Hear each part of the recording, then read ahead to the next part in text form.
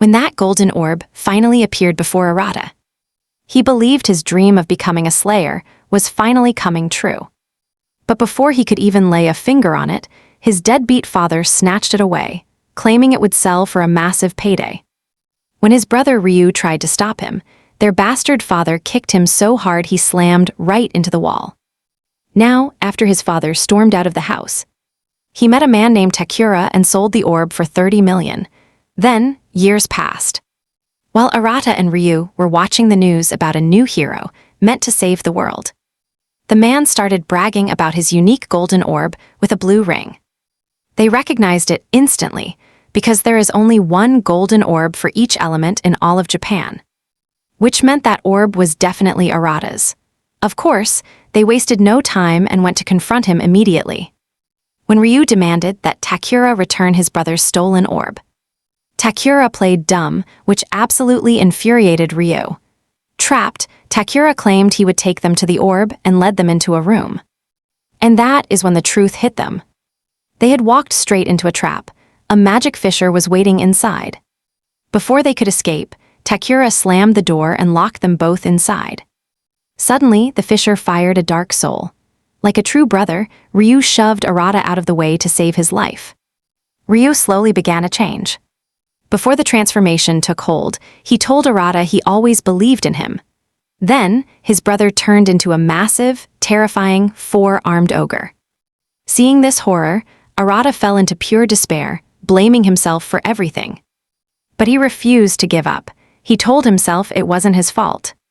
It was the selfish monsters who had stolen everything from him. Suddenly, a dark orb appeared, as if some ancient entity had been listening to his rage. Without a second thought, he reached for the orb and let it merge with his soul, sending a wave of agonizing pain through his body as the transformation began. He screamed, fighting to stay sane. As a notification appeared telling him he had received the protection of the demon realm. And that wasn't all. He acquired powerful new skills like the Blast Shadow Blade, the Blast Armor, and the Blast Flash. Meanwhile, Takura was laughing and mocking them both from the sidelines, openly discussing his twisted plan to kill them just to level up his own stats. Takura bragged about his high status, calling the boys nothing but lowly peasants compared to a man like him. He thought he had ended the problem, but he had no idea Arata was undergoing a brutal, world-shaking transformation. When the agony finally faded, Arata realized he had successfully absorbed the orb's true power. He was still processing this when his transformed brother came charging at him with killing intent. He almost crushed Arata, but Arata's body moved on its own before the strike could even connect. He realized he had dodged the blow instinctively, and his body felt incredibly light, almost weightless.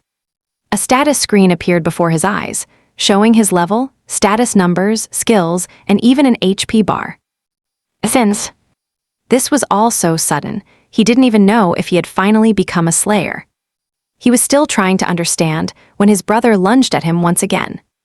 Arata screamed at the top of his lungs, pleading with his brother not to let the dark energy consume what was left of his soul. Arata promised his brother that he would save him because it was finally his turn to be the hero. He stood his ground, and just as the beast was about to strike, it suddenly stopped cold. It let out a frustrated roar before smashing through the wall and escaping into the night. Arata stares in disbelief. A flicker of hope. Is there still a soul in there? His brother suddenly stopped the assault and vanished. There's still a human left behind that mask. But reality hits him hard. If the slayers find him first, his brother is dead. He has to move.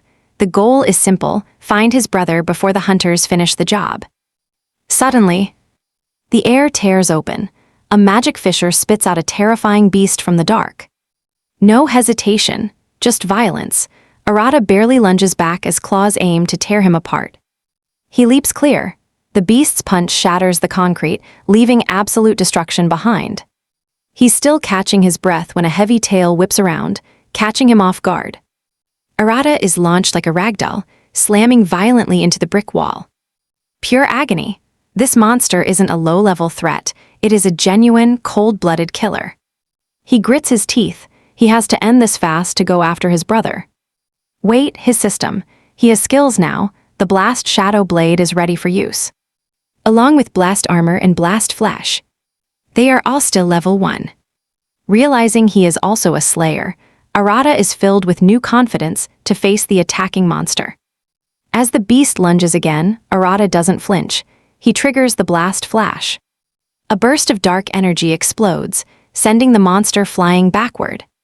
He tries to steady his breathing, but the beast is already charging back again.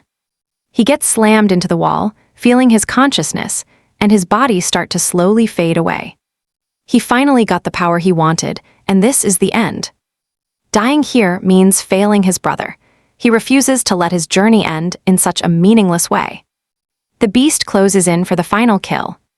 Arata enters a flow state, wrapped in a pulsing, dark purple aura. He snaps his eyes open. They're glowing with a predatory, vampire-like intensity. Out of nowhere, several mysterious projectiles slam into the beast. The creature screams in pain. Arata passes out. When he wakes, he sees the beast lying dead, littered with several sharp weapons. He's stunned. Did he really do that? Or did something else take over his body? His mind is a total blank right now. A notification pings, level 3 reached. Defeating that monster just gave him a massive experience boost. His stats are climbing. He's growing stronger with every struggle. Power can wait. His brother is still out there, lost in the dark. He drags his battered body back to the street, every step heavy. Then he thinks of Takura. The rage returns, burning hotter. He'll never forgive that man, not for the betrayal or what he did to them. His body finally gives up. He collapses on the street, losing consciousness again. Meanwhile, Takura returns to the scene. He expects 2 corpses, but finds only total ruin and rubble. Takura can't even process this sight. There is no way those brothers could have escaped from his iron grasp like this. Later, Arata wakes up from a dream about his dear brother. He's in an infirmary. The sterile smell and white walls are a shock. The Godo building, the beast, it all comes back in a hazy blur. Suddenly, the reality hit. His brother has turned into a beast, and he's the only one who can save him. Arata tries to roll out of bed, but a nurse suddenly bursts into the room. She is loaded with medical supplies and sternly tells our hero to stay put. As Arata fumbles for words, she explains that he was found unconscious on the side of the road. She points to the brutal wounds he took while fighting that monster earlier. He had almost forgotten the chaos, but her words bring the nightmare flooding back. Arata asks where he is, and she reveals this is a specialized Slayer relief station.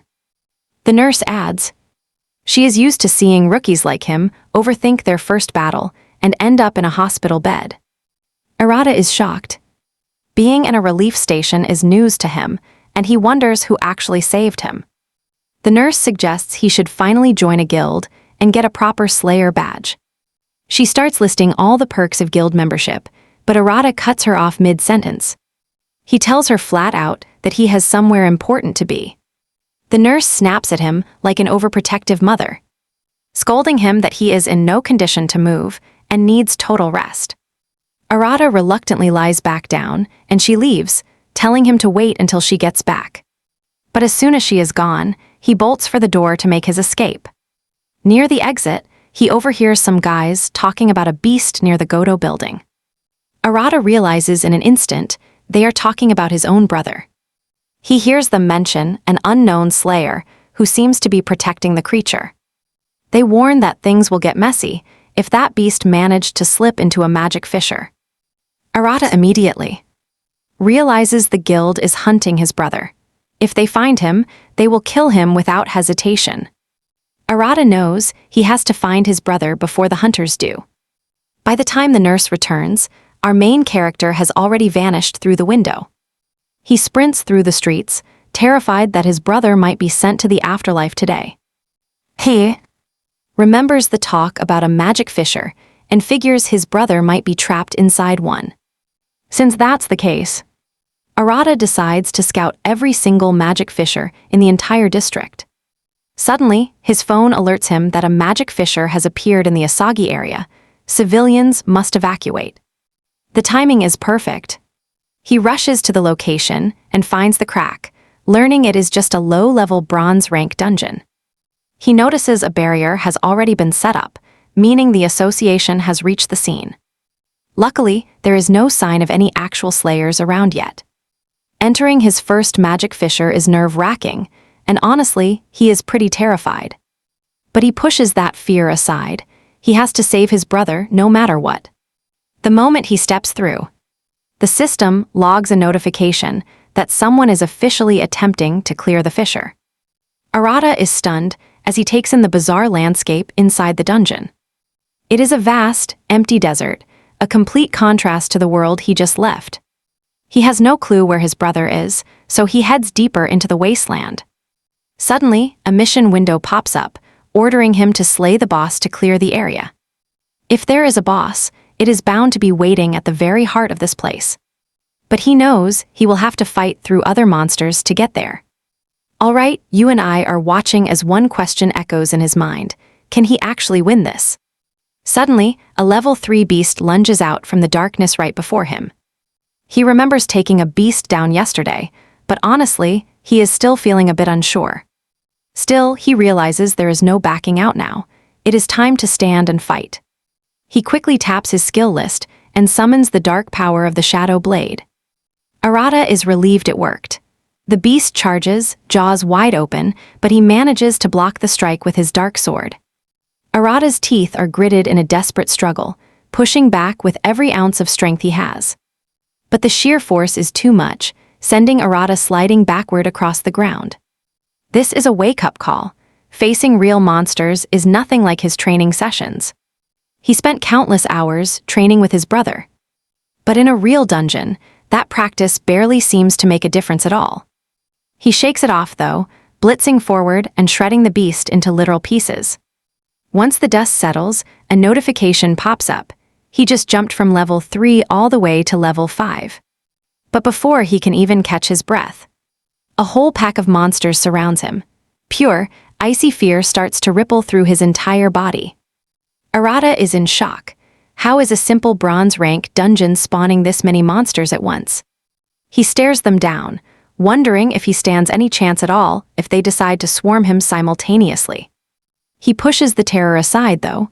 Arata steadies his stance, ready to face the horde head-on. He is certain he can win this, but only if he can somehow trigger that insane, broken skill he used yesterday. The monsters charge. They are lunging at him from every single angle. Panic hits. He has no idea how to activate that overpowered skill. He is a sitting duck out here. Right as he is about to be torn apart, a massive wave of fire erupts, completely incinerating every single monster in sight. Arata stands there in shock when a voice from behind asks about the skill he just used. He cannot find the words. He is just totally mesmerized by the absolute raw destruction that just played out before his eyes. The mysterious newcomer gives Arata a dangerous look, eyeing him like he might actually be a threat. He says the association called about an unidentified slayer, and after seeing that display, he is convinced Arata is the guy. Arata looks up and realizes he is standing in front of a golden slayer, an elite warrior with a powerful fire attribute. His name is Ryokuji, a high-ranking member of the prestigious and feared Lion Flame Guild. He is not alone. He has 2 silver-rank slayers, Shu Makishima and Hayato Akagi, backing him up. Arata's mind is racing. Why is one of the 5 great kings hanging around a low-level dungeon? More beasts try to interrupt, but Ryo just snaps his fingers, instantly turning the monsters into piles of ash. Talk about a serious flex. We are seeing him pull off a move our main character can only dream of. It is a lot to take in for Arata. He has never seen the terrifying strength of a golden slayer. Ryo steps closer, commenting on how weird it is for a bronze rank fisher to be crawling with this many monsters. Ryo then points directly at Arata's Shadow Blade, demanding to know exactly what kind of skill it is. The question catches Arata off guard. Honestly, he has been trying to figure out the nature of his power too. All he knows for certain is that this ability is not part of the 5 main attributes. But beyond that, it is a complete mystery. This just makes Ryo even more curious. To him, Arata is a strange guy wielding an even stranger skill. Ryo's expression turns dead serious. He asks Arata what he is doing inside this fissure. Arata realizes there is no way he can just tell the truth.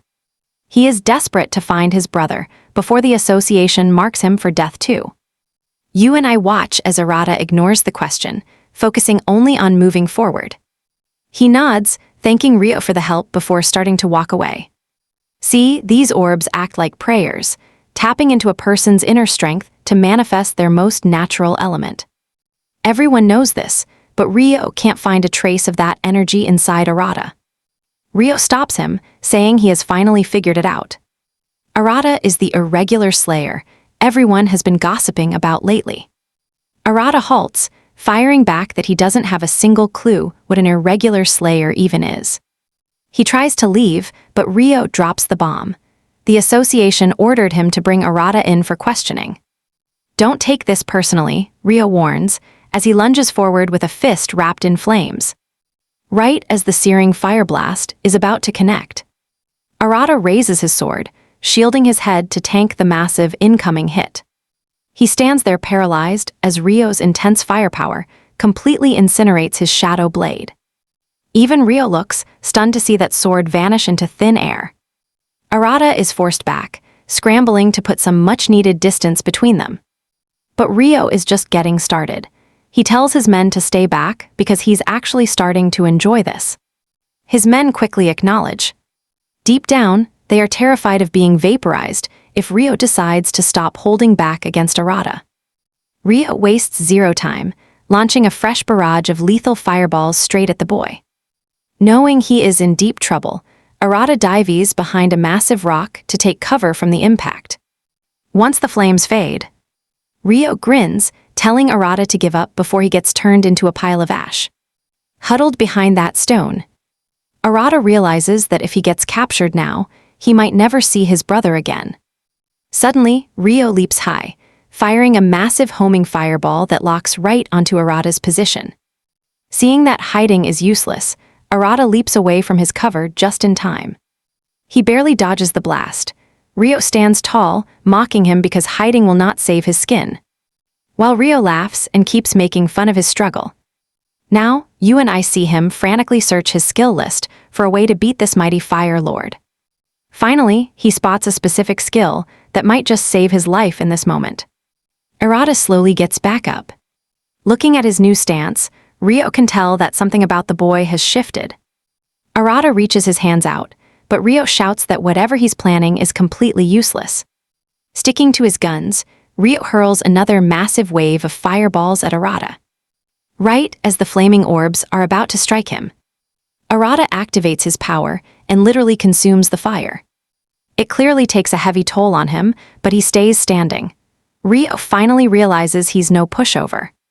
But Ryo ramps up his heat, showing off some truly insane firepower while demanding a surrender. Arata summons an even longer shadow sword, declaring that his brother is waiting and he cannot be caught. That mention of his brother rattles Ryo, causing him to lose his focus for a moment. This opening gives Arata the perfect chance to leap forward. By the time Ryo snaps out of it, Arata is already airborne, diving at him with his blade. At the very last second, Ryo blocks the strike with his heavy wrist armor. He holds his ground, but you and I see he's noticed a massive change in Arata. A brief tense standoff follows.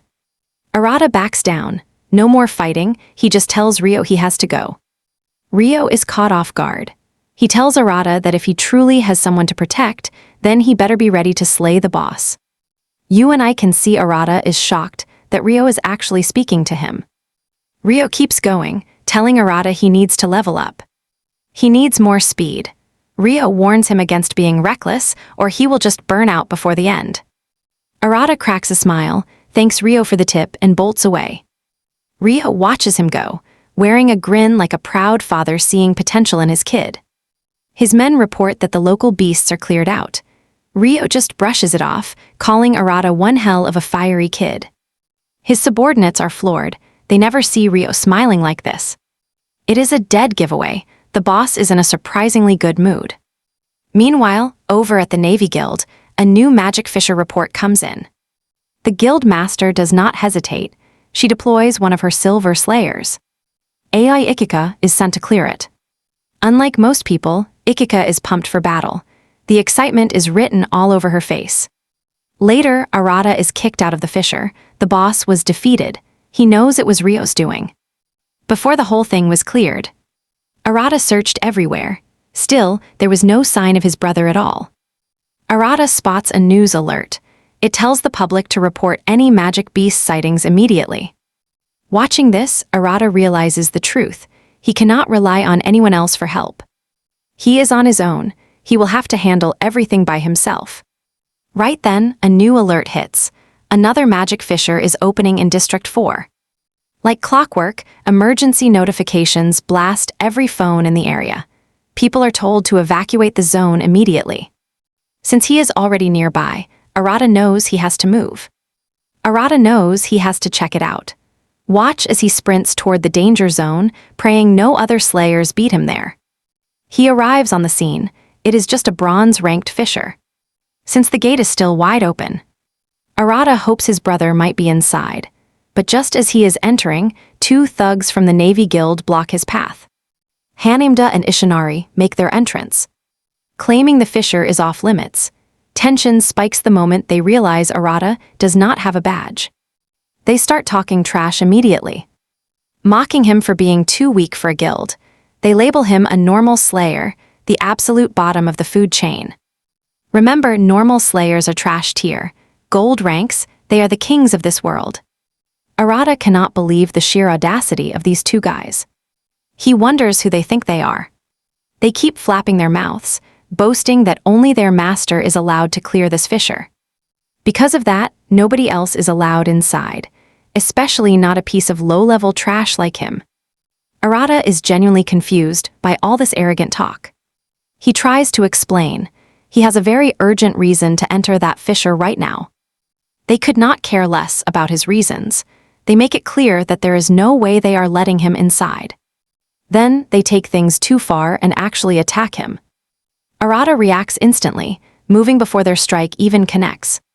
He keeps his cool, calmly repeating that he is in a massive hurry here. But Arata is done playing nice. If they will not back off, he is going to show them what real pain feels like. He summons his shadow blade and lunges. These guys are about to learn a very painful lesson. Out of nowhere, he realizes his feet are completely stuck. Looking down, he realizes he fell into a mud trap set by those annoying punks. Before he can even react, the ground swallows him. He is sinking fast. He soon realizes the trap is bottomless. Without an escape plan, he is certainly going to die here. Arata can only stare at them, trapped and helpless. But then, a sharp voice rings out from behind, asking the bullies exactly what they think they are doing to him. They spin around and find themselves face to face with Aoi Ika. The duo is absolutely stunned. She is the last person they expected to see here. Aoi moves instantly, focusing her power on Arata to pull him to safety. With a massive water wave, she hoists Arata right out of the muck. Aoi demands to know why fellow slayers are turning on each other, still gasping for air. Arata explains that Hanamiya and Ishinari are blocking him from entering the fissure. Aoi knows all about greedy slayers who rush into fissures before any official investigations, just so they can conquer it alone and hog all the rewards for themselves. Looking at these two, it is obvious they are exactly that kind of trash. The two realize that Aoi is going to be a problem, so they decide to stop her at any cost. They are confident. After all, she is just a support slayer. What could she possibly do? Without hesitation, they unleash a blast of freezing ice power directly at her. But Aoi instantly conjures a barrier, shielding both herself and Arata. After blocking the first attack, Aoi looks at Arata and tells him to fight while she provides support. Arata is stunned. He has never actually been in a real fight before. But since they have zero choice, he finally agrees to do it. Aoi thanks him for his cooperation and immediately unleashes her specialized skill, Merlin Schnell. This instantly buffs Arata's stats to the max. He can feel the magic working. His entire body feels light and energized, totally different from before. Aoi assures him that the fight will be way easier now. so he can focus on crushing those punks while she backs him up with her skills. Arata takes the lead and charges toward the duo with blinding speed. The two are floored by his insane new speed. Before they can even react, Arata hits them hard with his Soot Slayer blade. With one decisive strike, he takes both of them down. Even after that massive attack, Arata doesn't feel a single bit of blowback. When he checks his status screen, he realizes his stats have skyrocketed. Aoi screams in shock, asking if he actually slashed those two guys. But Arata reassures her that he only used the blunt back of his blade. Aoi is relieved, but she is furious that members of her own guild are out here acting like total embarrassments. Arata spots the Water Slayer badge on her chest and realizes she must be from the same guild as Takura. The two finally stop and introduce themselves. And Aoi admits that Arata actually seems decently strong. Before they can say more, they hear the bullies scrambling to their feet to make a run for it. As they flee, the punks shout out the name of their master. And it turns out to be Takura. This immediately catches the attention of both Arata and Aoi. She reveals her plan to tell the guild master, Rei, exactly what Takura is doing behind their backs. Once those bullies have vanished, Aoi reminds Arata that they still need to clear the fissure. He is hesitant, but she tells him that the other guild members will be here soon. However, she can still fight alongside him until then, since she has Master Rei's permission to clear the fissure. Arta is looking pretty confused after hearing that news. Aoi explains they should team up, especially since those low-rank fishers are acting strange. And on top of that, Aoi is a support slayer, and Arata knows her buffs are totally broken. He finally thanks the lady, and Aoi asks one more time to clear the fissure. Since this offer is too good to ignore, Arata says yes. Hyped for the team-up, the two step into the fissure to clean house. But inside, Arata is shocked. This place is different, a creepy cave with scary spots everywhere. AI explains that every fissure is its own unique dimension. So you never really know what kind of place it is. AI warns him to be careful, and Arata agrees. They walk deeper, but Arata notices something: no magic beasts. Even worse, his big brother is still missing. Arata did not really expect to find him right away. Still, being with a Silver Slayer is huge. He plans to learn and level up. Suddenly, a level 5 goblin appears, looking ready for a fresh snack. Arata remembers nearly dying to one of these just yesterday. Even if they are low-tier fodder. Arata charges, cleanly removing the goblin's head. He is still smiling until an entire army shows up. Seeing that massive crowd, pure terror hits him. He starts to doubt he can actually win this. Just then, Aoi buffs him, and his stats skyrocket immediately. Aoi shoots him a smile, telling him to show who is boss. Arata obeys Aoi, cutting down goblins without mercy. After the wipeout, he levels from 5 to 6. Aoi commends him. With her around, bronze rank beasts are easy work. Arata can definitely feel it. His body is buzzing with power while Aoi brags. She is the legendary support linchpin of their entire guild. Suddenly, Arata feels a presence. He screams a warning to Aoi. A goblin lunges right for her. But Aoi's shield blocks it. Aoi turns around, absolutely livid, and blasts the goblin away. Arata is stunned. Her skill combos and timing are top tier. She is agile and provides perfect support. Aoi notices him spacing out and snaps him back to reality, reminding him to keep moving. Arata is officially a fanboy. He wants to be strong like AI. He admits he wants to protect people just like her. AI smiles, telling him his dream is good. But first, he must survive these surrounding goblins. Arata realizes they are inside a goblin army. Let's see how many more goblins Arata has to slaughter. Aoi stays remarkably calm and buffs him up again. She tells him to clear a path and take those monsters down. Arata appreciates the support from Aoi. It gives him a massive boost of confidence. He charges in, cutting through the goblin ranks with zero hesitation. As he tears them apart, his experience points skyrocket, level up. In an instant, Arata wipes out the entire horde that had them surrounded. Total annihilation. A notification pings. He just jumped from level 6 all the way to level 10. Arata can't believe his eyes. To celebrate hitting level 10, he unlocks a new skill, the blast cannon. The excitement is short-lived, though. A fresh wave of goblins emerges from the shadows. This time, the force is massive. Even Arata feels a chill down his spine. Aoi realizes they're in trouble. Their only choice is to strike first and strike hard. Aoi admits his skill is strange, but asks if he can attack from range. Without it, they're dead. They are about to be completely overrun. Range, now here's where things get interesting. Arata remembers his new skill. This is exactly what he needed for a crowd. He selects the skill and aims right at the heart of the horde. With a massive burst of magic from his palm, boom. He vaporizes the first wave. Arata doesn't stop, raining fire down on the rest. Before the smoke even clears, the entire goblin army is gone. Aoi looks back at him with a satisfied smile. Arata breathes a sigh of relief. He actually lived up to Aoi's high expectations. Aoi suggests they head straight for the boss's room. No turning back now.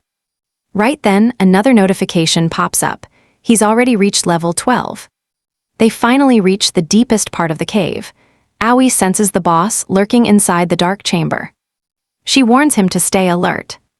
Arata is shaking. It's his first boss fight, and the nerves are real. But his resolve to protect Aoi pushes the fear aside. He won't fail. They finally find the boss in its chamber. It's a terrifying level 15 ogre. The beast rises from its throne, muttering strange words in a monstrous magic language. Arata doesn't understand a single word. Suddenly, the beast unleashes a deadly lightning blast from its staff. Aoi steps forward. She tells Arata to leave this blast to her. She activates her defense skill to block the lightning. The impact is massive. It's too much. The shield shatters and she's slammed hard against the ground. Aoi is stunned. This boss is way too powerful for a simple bronze rank. The ogre prepares another attack. Aoi realizes they can't even get close. If that lightning keeps firing, they'll be cooked before they can land a hit. Aoi shares her plan. She'll guard the front while Arata prepares a counter. He sees her struggling, but she tells him not to worry. Being protected like this really starts to piss Arata off. He charges the ogre while it's distracted. This is his only real opening. Once he's in position, he aims and fires his blast cannon. Direct hit, the ogre's staff is shattered. Its long-range advantage is gone for good. Aoi cheers. Arata actually pulled off the impossible.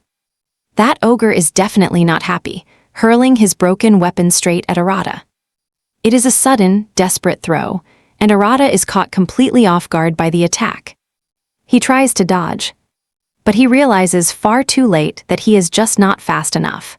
Before he even gets a chance to move, that weapon tears right through his body. Arata coughs up blood, crashing hard onto the cold cavern floor. Aoi does not waste a second, rushing over to him to check on his condition. She throws up a shield and immediately begins healing Arata using her unique skills. In an instant, his wound starts sealing up and Arata gasps, finally sitting back up. Aoi warns him it is only first aid, asking if he is even able to still move. Arata thanks her for the save, insisting he has still got some fight left. But then, get this, the ogre starts charging again, leaving them both stunned. Arata cannot believe a beast that massive can move so fast. It is coming right for them. The ogre swings a massive arm, aiming to smash them both into the ground. But thankfully, Aoi's energy barrier manages to block it. She is clearly struggling against that raw power. Arata knows they are done, for unless they find a way to end this fight as fast as possible.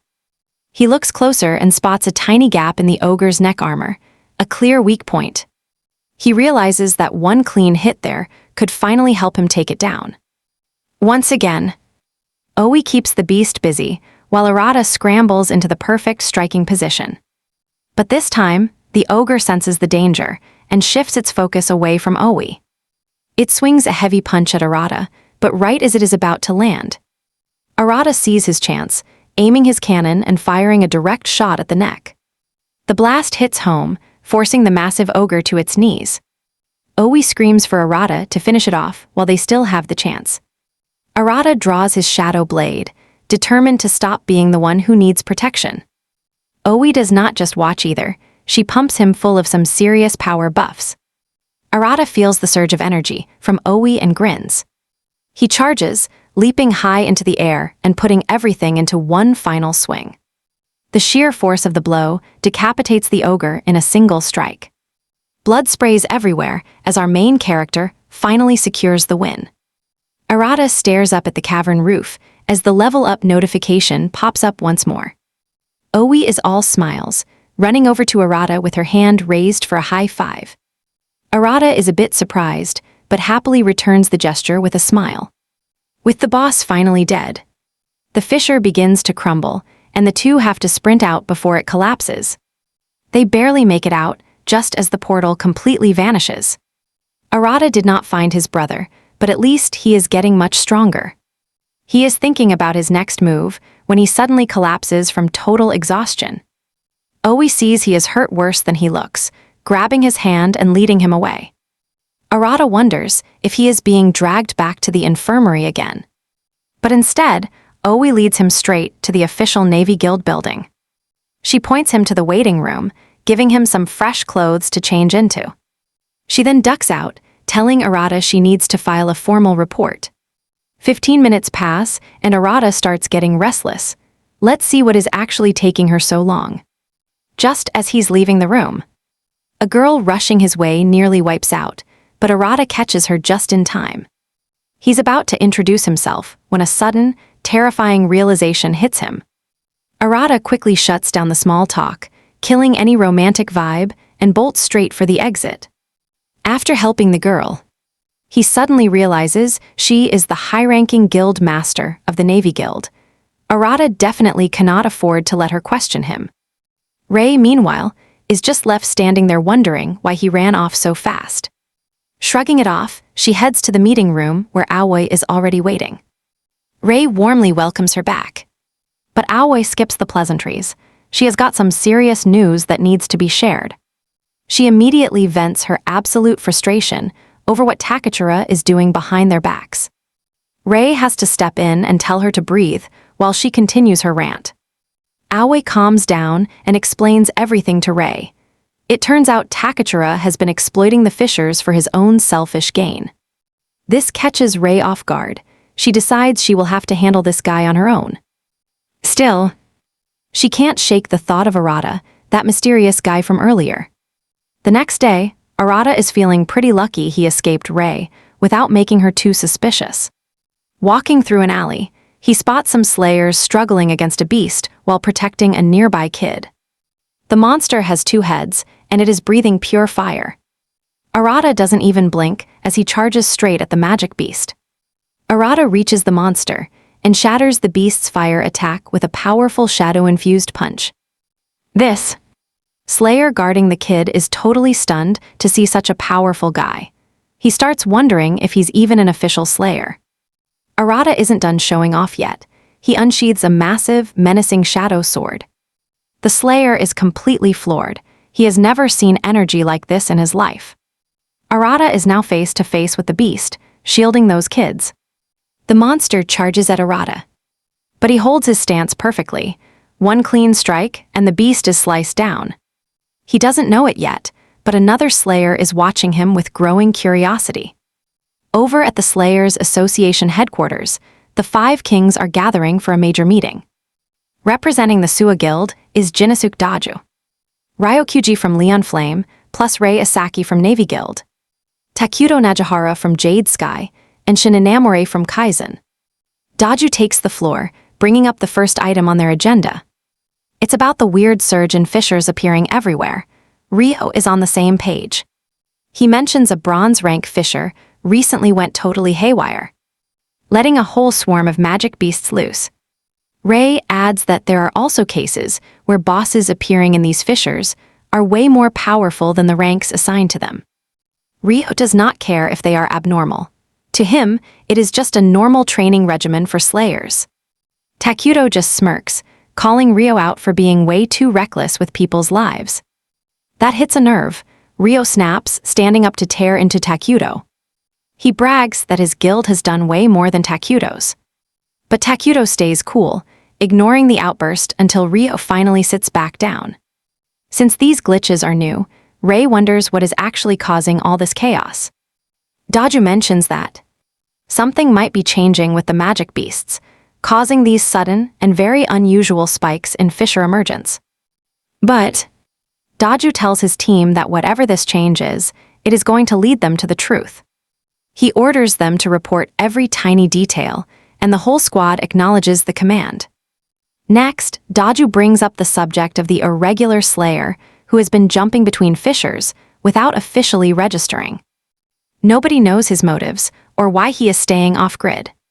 But he suspects the change isn't just hitting magic beasts, it's happening to the slayers too. Rai then chimes in. She tells her comrades that a slayer like that visited her guild with skills that were totally different. But before Rai could even get a word with him, he vanished. Meanwhile, Takuto was the one watching the slayer from a rooftop, but he keeps that secret for himself. Rai tells the group that this unidentified slayer might believe his powers are unique and totally different, which is why he does not belong to any guild. As Rei shares this observation, Takuro cuts her off, suggesting that Arata might actually be a magic beast in disguise. Ryo immediately shuts him up, telling him to stop talking trash while she defends Arata. Rei is shocked to find that Ryo has met him, and Ryo isn't hiding it anymore. He tells them the kid is pretty strong, but there is no way he is a magic beast. Takuto just laughs when he hears this, revealing that he was only messing around with them. Daju then tells the group that capturing Arata is currently optional. They do not have enough solid proof to issue a formal arrest warrant for him just yet. Shion finally speaks up, telling the team that since Arata isn't ready to come in, they should not obsess. After giving her first opinion during the meeting, Shion stands up to leave, looking like the absolute boss that she is. She claims she has a team meeting that she needs to attend. She gets to the door and notices the camera sitting at the top, having no idea what it is. But unknown to the rest of the team, someone is watching their every move. Takura is the one monitoring them, using the camera that he has carefully placed in the room. From the footage, he realizes Arata is already a major concern to the Five Kings. He thinks about capturing him so his personal influence within the association can finally increase. In addition, there will be no more chaos, and he would have killed two birds with just one stone. But he knows he needs more intel if he is going to capture the irregular. Based on the information he has, he believes Arata has acquired the unique skill of light, while his brother underwent a magic beast transformation. Connecting these two factors, Takura pinpoints exactly where Arata will show up next. He gets up, deciding he needs to handle Arata before it is too late. Later on, while everyone is fleeing the magic fissure, Arata does the opposite and charges right toward it. Just as he is about to reach the fissure, he is intercepted by Takura. He is fully dressed in Slayer armor, while wearing nothing but a truly annoying smile. Takura mocks Arata for his desperate determination to hang on to life, but reveals he is there to grab him and drag him back to the association. He urges Arata to follow him quietly, but the kid screams at him to move aside. Takura sneers, taunting Arata about his own brother turning into a monster and running loose. Takura laughs right in Arata's face, mocking him with threats to end his brother's life. Rage consumes Arata as he unleashes his burst cannon straight at Takura. Takura stays perfectly calm as the attack flies in, casually devouring the blast with a single counter shot. Arata is stunned, but he refuses to quit, whipping out his blazing shadow blade for a close-range clash. He charges forward, but Takura is far too fast, firing off a massive long-range blast to swallow Arata whole. He is forced to use his sword to block the incoming energy. But the sheer force is too much, sending him crashing to the ground in absolute agony. Takura wastes no time making fun of Arata. He tells him that his power is only unique because nobody has ever heard of it before. In reality, it is pathetic. Arata manages to crawl back up while wondering what is wrong, since his leveled-up burst cannon and blazing shadow blade should be stronger. He starts to wonder if a golden slayer is just beyond his reach, no matter what. Even on the brink of defeat, our main character drags himself back to his feet. Takura is actually surprised the kid has any fighting spirit left in his broken body. Arata suddenly activates a skill called Soot Darkness, filling the area with thick black smoke. Takura stands his ground, convinced this is nothing more than a desperate smoke screen meant to hide. He wonders what the plan is, until a shadow blade suddenly whistles toward his neck. Hey! He barely blocks it in time, angrily slashing away at any other hidden attacks coming his way. As the smoke begins to fade, he sees Arata charging again. The kid almost lands a lethal hit, but Takura shuts it down. Arata growls that this is the end of the line for the villain. But Takura just laughs, claiming he will keep growing until he becomes one of the 5 kings. That is not all. He plans to seize the Navy Guild and take total control of the association, but Arata is having none of it. Arata shouts back that he will not stand by and let that happen, since a man like him is completely unfit to ever become one of the 5 kings. Takura knocks Arata. He sends him flying back, telling him to stay down with the rest of the low lives. Takura draws his ice blade, planning to sacrifice Arata right then and there. He mocks Arata, claiming his shadow blade is no match for this legendary ice weapon. But Arata painfully reveals the truth. That orb Takura is using, it originally belonged to him. Arita yells that his big brother would still be human if Takura had not stolen that orb. A terrifying dark aura erupts from Arata's body as his blood boils. He remembers that Takura is the one to blame for every tragedy he has faced. Arata lunges with pure fury, but his desperate slash is caught by the villain's blade. Takura notices that Arata's power is actually starting to spike significantly compared to before. Still, Takura believes the kid is no match for him. He pushes Arata back, urging him to just give up and come quietly.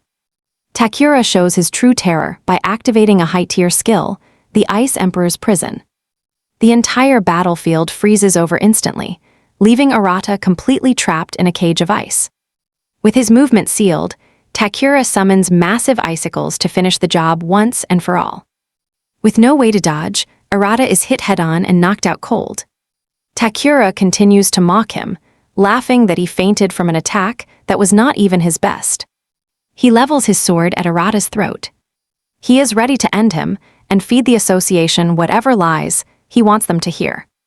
Right as he is about to deliver the killing blow, a sudden ice attack freezes him in his tracks. Stunned, he spins around only to find Rai, an AI staring him down with pure, unfiltered disgust. Rai calls him out for being a public nuisance, demanding to know why he is brawling in the streets. Takura is frozen. Seeing the guild master is a shock, especially since she reveals she has been watching his every move. Rai realizes that the moment her back is turned, Takura starts acting like he owns the entire city. Takura tries to justify it by calling Arata an irregular, but Rai shuts him down. That is no excuse. AI rushes to Arata's side to help, in his battered and broken state. Arata looks up and recognizes Ray from the guild through his blurred and painful vision. AI activates her healing skill, working fast to stabilize the boy's critical condition. When Arata finally comes to, he is stunned to see AI right there beside him. He tries to scramble up, but AI stops him, moving now would just rip his wounds open. Arata screams out his absolute hatred for Takura, swearing never to forgive him before finally passing out. Takura turns his venom toward the girls, warning them that healing Arata means they are officially picking a fight with the association. Ray isn't intimidated. She points out that the association hasn't even issued a formal arrest warrant yet. Since the paperwork is missing, she intends to put Arata under Navy Guild surveillance. Takura tries to argue, but Ray shuts him down. She makes it crystal clear. From here on out, she and AI are the ones in charge of Arata. Desperate to save face, Takura reminds Ray that he is a golden slayer, just like she is. Ray is unimpressed. Takura then suggests they work together as partners to expand the guild's reach. He even offers the full backing and resources of his Gudo corporation. Ray draws a hard line in the sand, telling the man to stay far away from her. Takura has no choice but to retreat. Still, he throws a parting shot, claiming she will come crawling back once she sees his true worth. Sickened by Takura's presence, Rai tells AI to get Arata to the infirmary, promising she will be there shortly. A short while later, Arata wakes up inside the Navy Guild infirmary. He tries to scramble out of bed, but AI is right there to push him back down. AI has a mountain of questions for him, but she admits she has a bad feeling since Ray hasn't arrived yet. She heads out to search, warning Arata to stay put and not dare try to escape again. AI rushes down the hall and finally locates Ray, who claims she got turned around while trying to find the infirmary. She grabs her by the hand and starts scolding her for losing her way in her own building. AI is in total disbelief. How can someone as strong as Ray be this hopeless with directions? The two return to the infirmary, and the moment they enter, AI demands to know why he ran. She wants to know why he fled before, and why he was fighting Takura in the streets. Arata can barely find the words. Ray steps in, explaining that registering with the guild is the only way he will ever be truly safe. Not to mention, he would be entitled to plenty of other benefits as a guild member. She genuinely wonders why he is still refusing to register. Arata stays silent. Ray warns him that he will be under constant surveillance regardless of what he chooses. But they won't try to control him. With everything on the table, she asks if he is ready to talk. Arata opens his mouth, but the words die in his throat once again. He realizes that if he talks now, he might be putting his brother's life in danger. Seeing that he is still too scared to speak, Rai decided it was time to back down. She turns to the duo and tells them it is finally time to head out. Arata is lost, but Aoi is practically cheering. Later that evening, the three of them end up at a local restaurant for a bite. He is genuinely shocked. He managed to escape that earlier disaster so easily. Aoi points out he has been fighting for days straight. Sure, being a hard worker is great, but... She reminds him that everyone needs to take a break once in a while. That sounds like a plan to Arata. He suddenly realizes he hasn't had a real meal in forever. Right in front of him is a feast, delicious meat and side dishes waiting to be devoured. He decides he'll just rest for a moment before heading back out to search for his brother. Aoi tells him to go wild since the guild is picking up the entire bill. Arata is stunned by the kindness these women are showing him right now. They've been helping him non-stop, yet he hasn't done a single thing to repay them. It's a bit overwhelming. He questions if he should even accept this generous meal. But his stomach wins out. There is no way he's turning this food down. Arata dives right in, thanking the two of them for all their support. Tears actually start to fall as he tastes a real meal for the first time in ages. The girls join in too, clearly enjoying the food and the rare moment of peace. Arata can't help but wonder, would he even be sitting here with them if he hadn't found that orb? Once they've finished eating, Rai decides it's time to ask Arata a few serious questions. She makes it clear that he can ask her anything he's curious about in return. Her first question is simple: did he just recently become a slayer? Aoi starts teasing Arata from the side, saying he's lucky to get one-on-one time with Ray, since almost no one in the guild ever does. Arata takes the chance and tells Ray there is one specific thing he needs to know. Now, he asks Rai how the guild actually tracks down those magic fissures. He needs to find the next fissure before Takura has a chance to get there first. Ray explains that they predict these fissures much like scientists predict massive earthquakes. They analyze data points like geomagnetism, gravity, and cycles of past field disturbances. Combining these gives them a rough idea of where the next opening will be. But the accuracy is only 60%. Meanwhile, Oi notices Rai smiling at Arata, something that almost never happens. Suddenly, Ray's phone pings with an urgent alert. A magic fissure is opening near the LK building within the hour. Based on the initial data they've seen, it looks like this is going to be a silver-class fissure. Rai's expression shifts to worry. She tells the duo they don't have another second to waste sitting here and eating. She's certain high-ranking monsters are about to crawl out of that thing. She looks to Aoi, who volunteers instantly, without a moment of hesitation. Arata speaks up too, wanting to head out since Oi is going to be there. Rai nods, giving Arata official permission to join them at the fissure. But she warns him, "Don't let your guard down, or this mission could end very badly for you." Arata promises her that he's going to be extremely careful out there. Internally, he tells himself he can handle a silver rank fissure now that he's been leveling up so fast. They all rush out toward the target location, where the rift is expected to open. Just as predicted, you and I are watching as the rift tears open, and as expected, it is a silver rank fissure. Aoi can practically feel Arata's excitement. She checks in to see if he is okay. Arata assures her he is just fine. This fissure, it is going to be easy. Together, Arata and Aoi dive into the rift. This time, they find themselves standing amidst ancient ruins. Arata cannot help but wonder what these fissures actually are. Aoi explains they are supposedly where beasts live, but nobody knows. But honestly, no one can say for sure if that is the truth. She mentions that most fissures vanish after the boss dies, though some mysterious places might actually stay behind. Arata is totally shocked by Aoi's wild theory. He is just starting to say how quiet it is when a sudden sound approaches them. Before they can react, a level 25 sandworm erupts from right beneath their feet.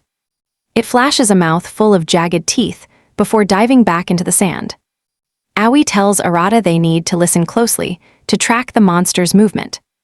She focuses her hearing, managing to pinpoint exactly where the beast will strike before it even breaks surface. Then she drops a bombshell. There are several. Basically, they have been surrounded before they even realized it. Aoi is totally lost, but Arata tells her not to worry. He drops his hand, releasing soot to feel every vibration traveling through the sand around them. With this, Arata is confident he will know exactly where those worms are going to strike next. Just as expected, he pinpoints the exact spot the first one exits. As the sandworm's head emerges, Arata's shadow blade is already waiting to meet its mark. He slices its head cleanly off. He figures out that taking these monsters down will be a breeze as long as he knows exactly where they appear. Aoi is impressed. To her, it looks like a deadly game of whack-a-mole. Arata admits that he spent his entire recovery time in the infirmary thinking about new ways to fight. He had already imagined connecting with his soot like this. Since he could not leave his hospital bed, he practiced spreading it out thin to feel his surroundings. That was all he practiced. He is just glad everything is working perfectly on his first try. Arata realizes his soot is a literal Swiss Army knife for combat and way beyond that. Aoi praises his cleverness. You and I can see they are going to handle these sandworms just fine. Arata then sticks with the same strategy and in no time at all, every single sandworm is dead. Now, only the fissure boss remains. Still, he warns Aoi to stay on high alert. They reach what looks like a tomb. Aoi senses something truly dangerous and tells Arata to watch out. Suddenly, a stinger dripping with a terrifying aura bursts from the sand right behind their backs. Arata initially thinks it is just another worm, but Aoi screams that he is wrong. She warns, if that stinger hits them, they will be begging for their lives. No joke. The stinger lunges again from behind him, but Arata is ready this time. Before it can even touch him, he spins and cleaves it with his shadow blade.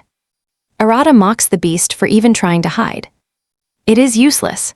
His soot is already deep underground, tracking every single move the boss makes, just like before. All right, I'll give Arata props for that smart move. Spreading the soot beforehand really paid off. Oi has to admit it, Arata is definitely getting stronger. Arata knows it too. He is stronger now, and luckily, AI is right there by his side. Looking at his current stats, he realizes something big. He is finally ready to take on silver ranks, or maybe even higher. But then, the fissure boss finally reveals itself, and it turns out to be an incredibly annoyed level 29 death scorpion. Arata already sliced off its stinger, but those massive claws are still a deadly threat. The monster lashes out, swinging a heavy claw right at them. But AI is faster, jumping in to block the strike with her shield. Still, AI is clearly struggling against the scorpion's massive raw power. Arata sees her struggling. He knows he has to move before things go south. He lunges straight for the beast.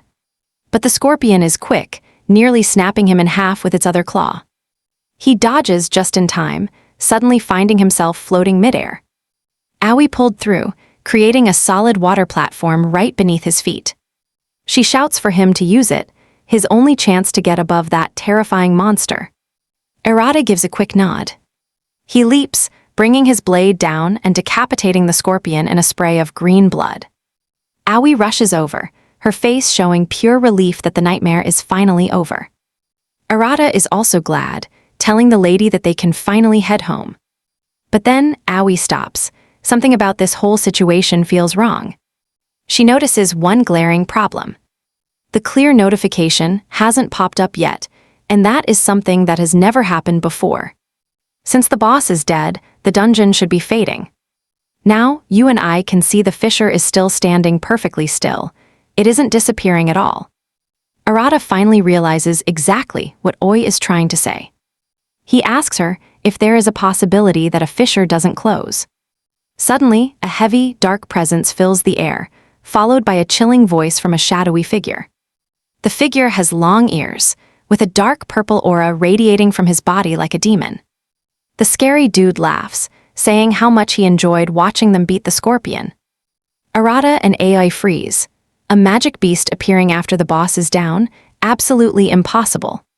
But the real shocker, this magic beast can actually talk. The demon reveals his twisted hobby, controlling monsters to hunt down slayers. That is when it clicks for Ai.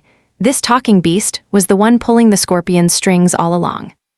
This is completely unheard of.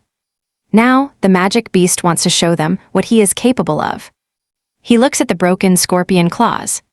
With a wave of energy, he forces the dead scorpion to stand and fight once again. Arata is stunned.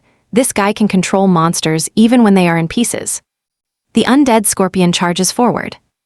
They both open fire frantically, unleashing long-range attacks to tear the creature apart. The dude isn't impressed. He suggests that the two should just become his puppets instead. Aoi can only wonder what in the world they have actually found themselves going up against. With a simple snap of his fingers, the scary dude opens a new fissure, inviting them inside for a grand welcome. We are about to see just how deep this trap really goes. Arata can't believe his eyes. A fissure inside another fissure? This is absolutely insane. He realizes this guy is hijacking the place just to hoard a bunch of boss monsters. Iwi points it out. The massive rift right in front of them must be the main base. This fissure feels way more dangerous than any other location they have ever faced before. But Aoi knows the truth. They must go in and take that guy down if they want to clear the original fissure. It finally hits the two of them. The real battle is only just getting started. Despite the nerves, they both step forward into the dark and dangerous fissure. It looks like a fortress. Arata wonders if it connects directly back to the human world. Little do they know, eyes are watching them from the shadows high above. Suddenly, a beast drops from above, sword drawn and ready to take Arata's head right off. But Arata spins around and blasts his cannon straight into the creature's chest. He blows a massive hole through it, ending the threat right then and there. Right then, they notice they are totally surrounded by an entire massive army of boss-level monsters. And every single one is just a puppet. Arata is disgusted. This guy is literally using monsters as his own personal puppets. Oi tells Arata that they are strong enough to take down this whole mob together. Arata draws his blade and starts slicing through them, but they just never stop coming. Just as their exhaustion starts to set in, they realize they have to ignore the puppets and focus everything on taking down the main guy. Oi!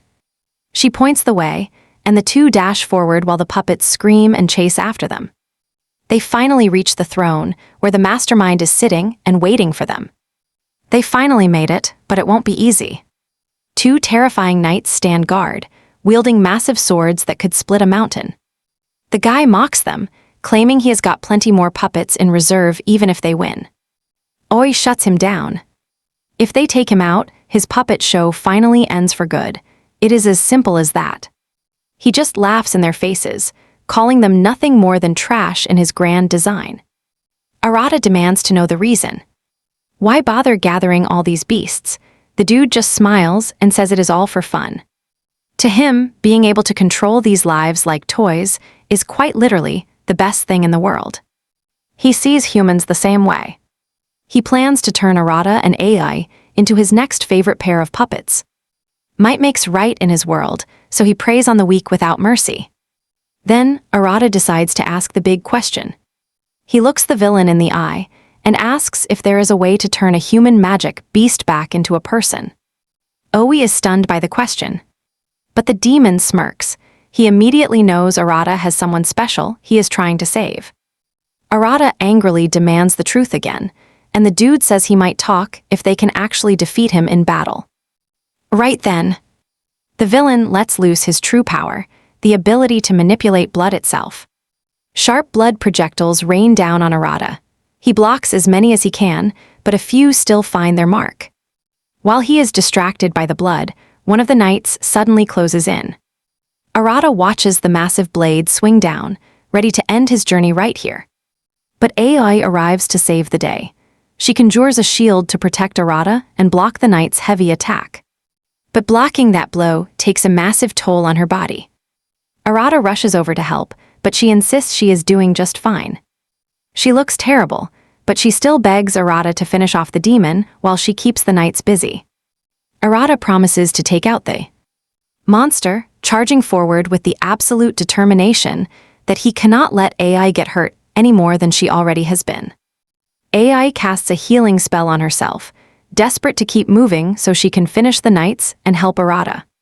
She knows her only shot is to wipe out these beasts in one single strike. And there is only one way to pull it off. Pouring everything she has into her ultimate skill, she prays it will be enough.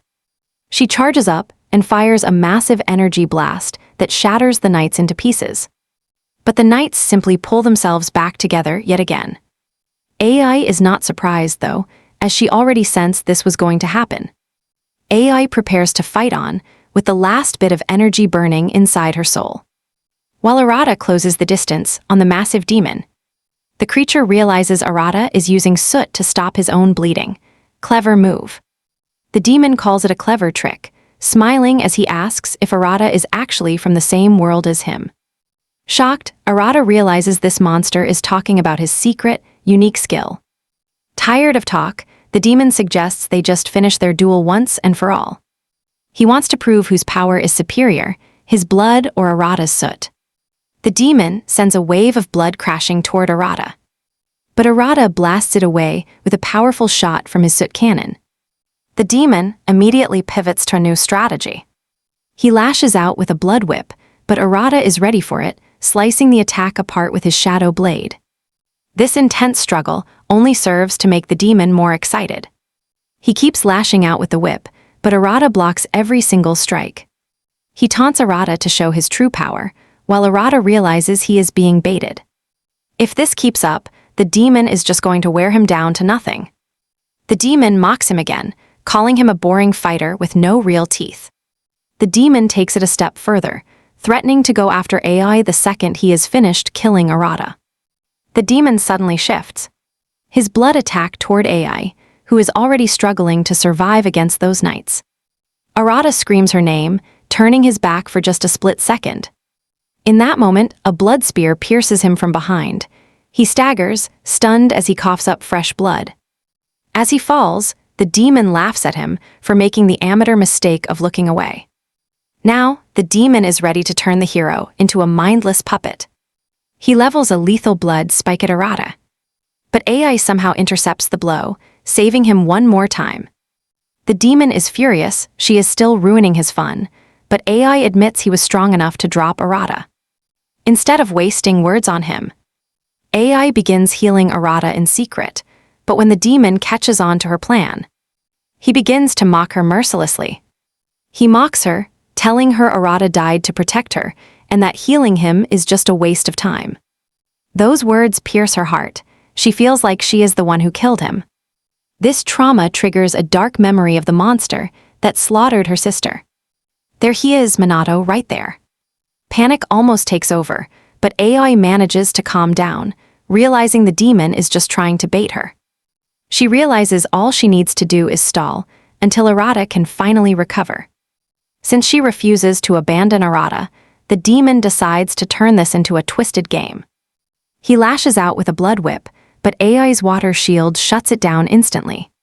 The demon just laughs, mocking her once he sees she's a water attribute user. He keeps attacking, but she blocks it all. She tells him straight up, her water exists to keep blood from spilling. Her water can blend with anything, making her the ultimate support teammate in a fight. She's been training hard to master her role as support. That's when the demon notices she's diluting his blood by mixing it with her water. He doesn't seem to care, though. His solution, just bleed even more to overwhelm her. But Ai knows the truth. If this keep-away game continues, the demon's raw power will eventually crush her. Suddenly, Arata wakes up, and Ai quickly tosses a water bubble over to him. She shouts for him to mix the water with soot to flip the script. Arata follows her lead, while the demon just mocks them. He tells them it's useless, they have zero chance of winning this fight. The demon lashes out with his blood whip, but Arata counters with soot powered by water particles. It eats his blood, shocking him. What he didn't know is that water is adaptable and can amplify power effortlessly.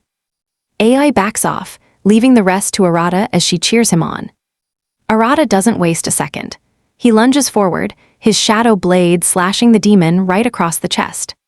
Blood sprays everywhere as the weight of Arata's attack finally sinks in. He collapses to the ground, clutching his chest in pure, agonizing pain. He can't believe it. Arata is the first human to actually hurt him like this. The demon can't wrap his head around it. He's always been in control, but everything's changing now.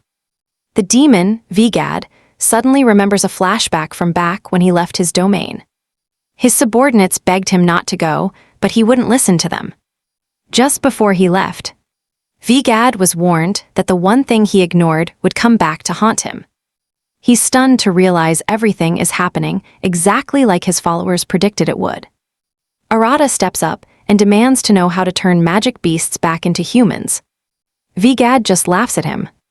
He reminds Arata that he'd only talk if the kid actually managed to win. Furious, Arata screams at him, demanding to know how he can turn his brother back into a human. Vigad takes a slow breath, acting like he's actually about to reveal something big. But then he just bursts out laughing, telling Arata that it's completely impossible. He claims it's over. Once someone transforms into a magic beast, there's no way to become human again.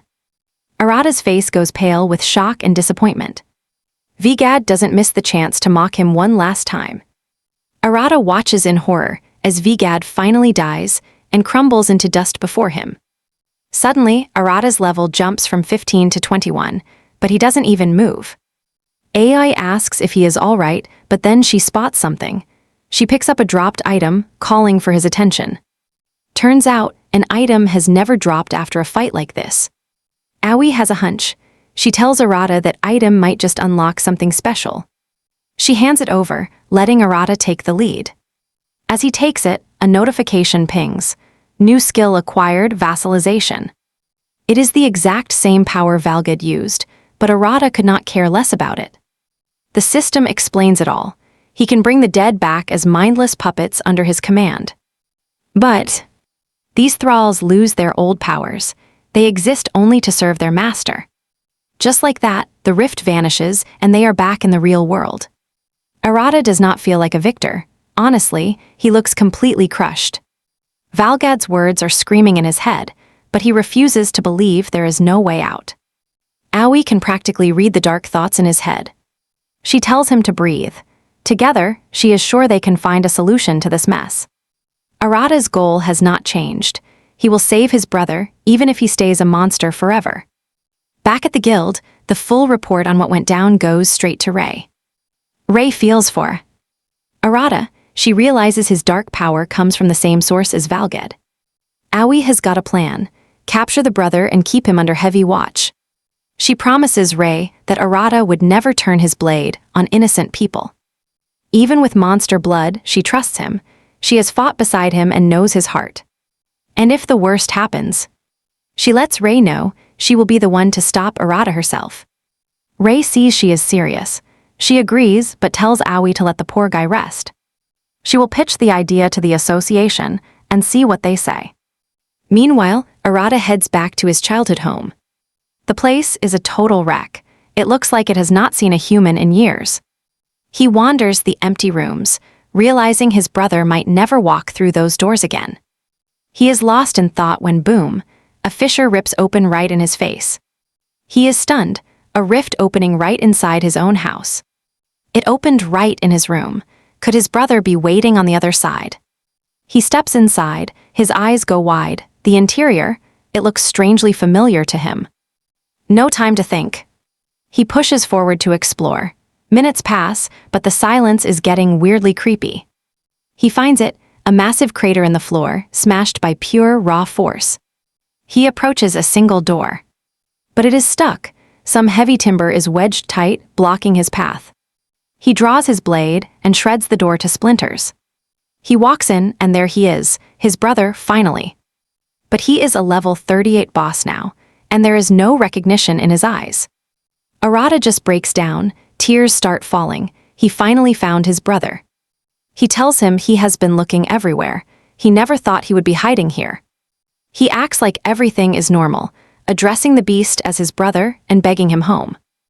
Instead, the beast turns and blasts him.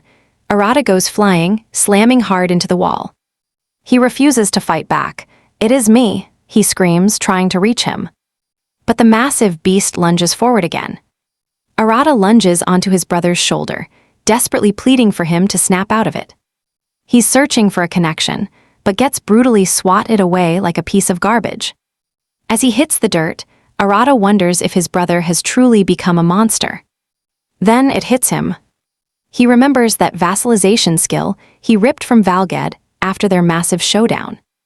But there's a catch. For the skill to work, his brother has to be dead. While he's paralyzed by the choice, his brother slams into him once again. Arata hits the ground and stays there, drowning in guilt for failing his only sibling. His brother charges in to finish the job, and just as the final blow falls, a sudden water blast slams into the beast, sending him crashing into the earth. Arata stumbles up, totally stunned by what just happened to his own big brother. That's when he hears Takura's voice from the shadows, calling him a pathetic loser. Takura plays the hero here, claiming he's only arrived to save Arata from his doom. Immediately, Arata throws himself right between the newcomer and his monster of a brother. He tells the guy to back off, but Takura is fuming that he's protecting a beast. Then the realization hits Takura. Arata's very own brother is the magic beast.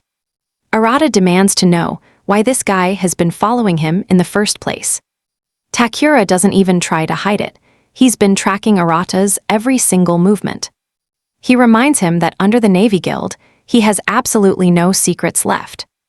Desperate to protect his family, Arata pulls out his shadow blade. In response, Takura draws his own ice blade with a cold, mocking smile.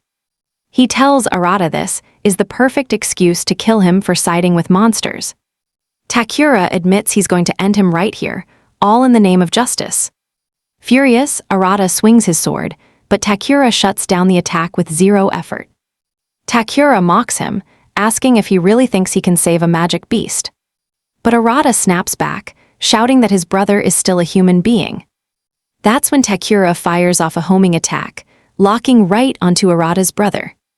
Terrified for his sibling, Arata turns to check on him, but Takura laughs at him for showing his back. Driven by pure rage, Arata tries to slice Takura down once and for all. But Takura effortlessly deflects everything, telling the kid not to get cocky.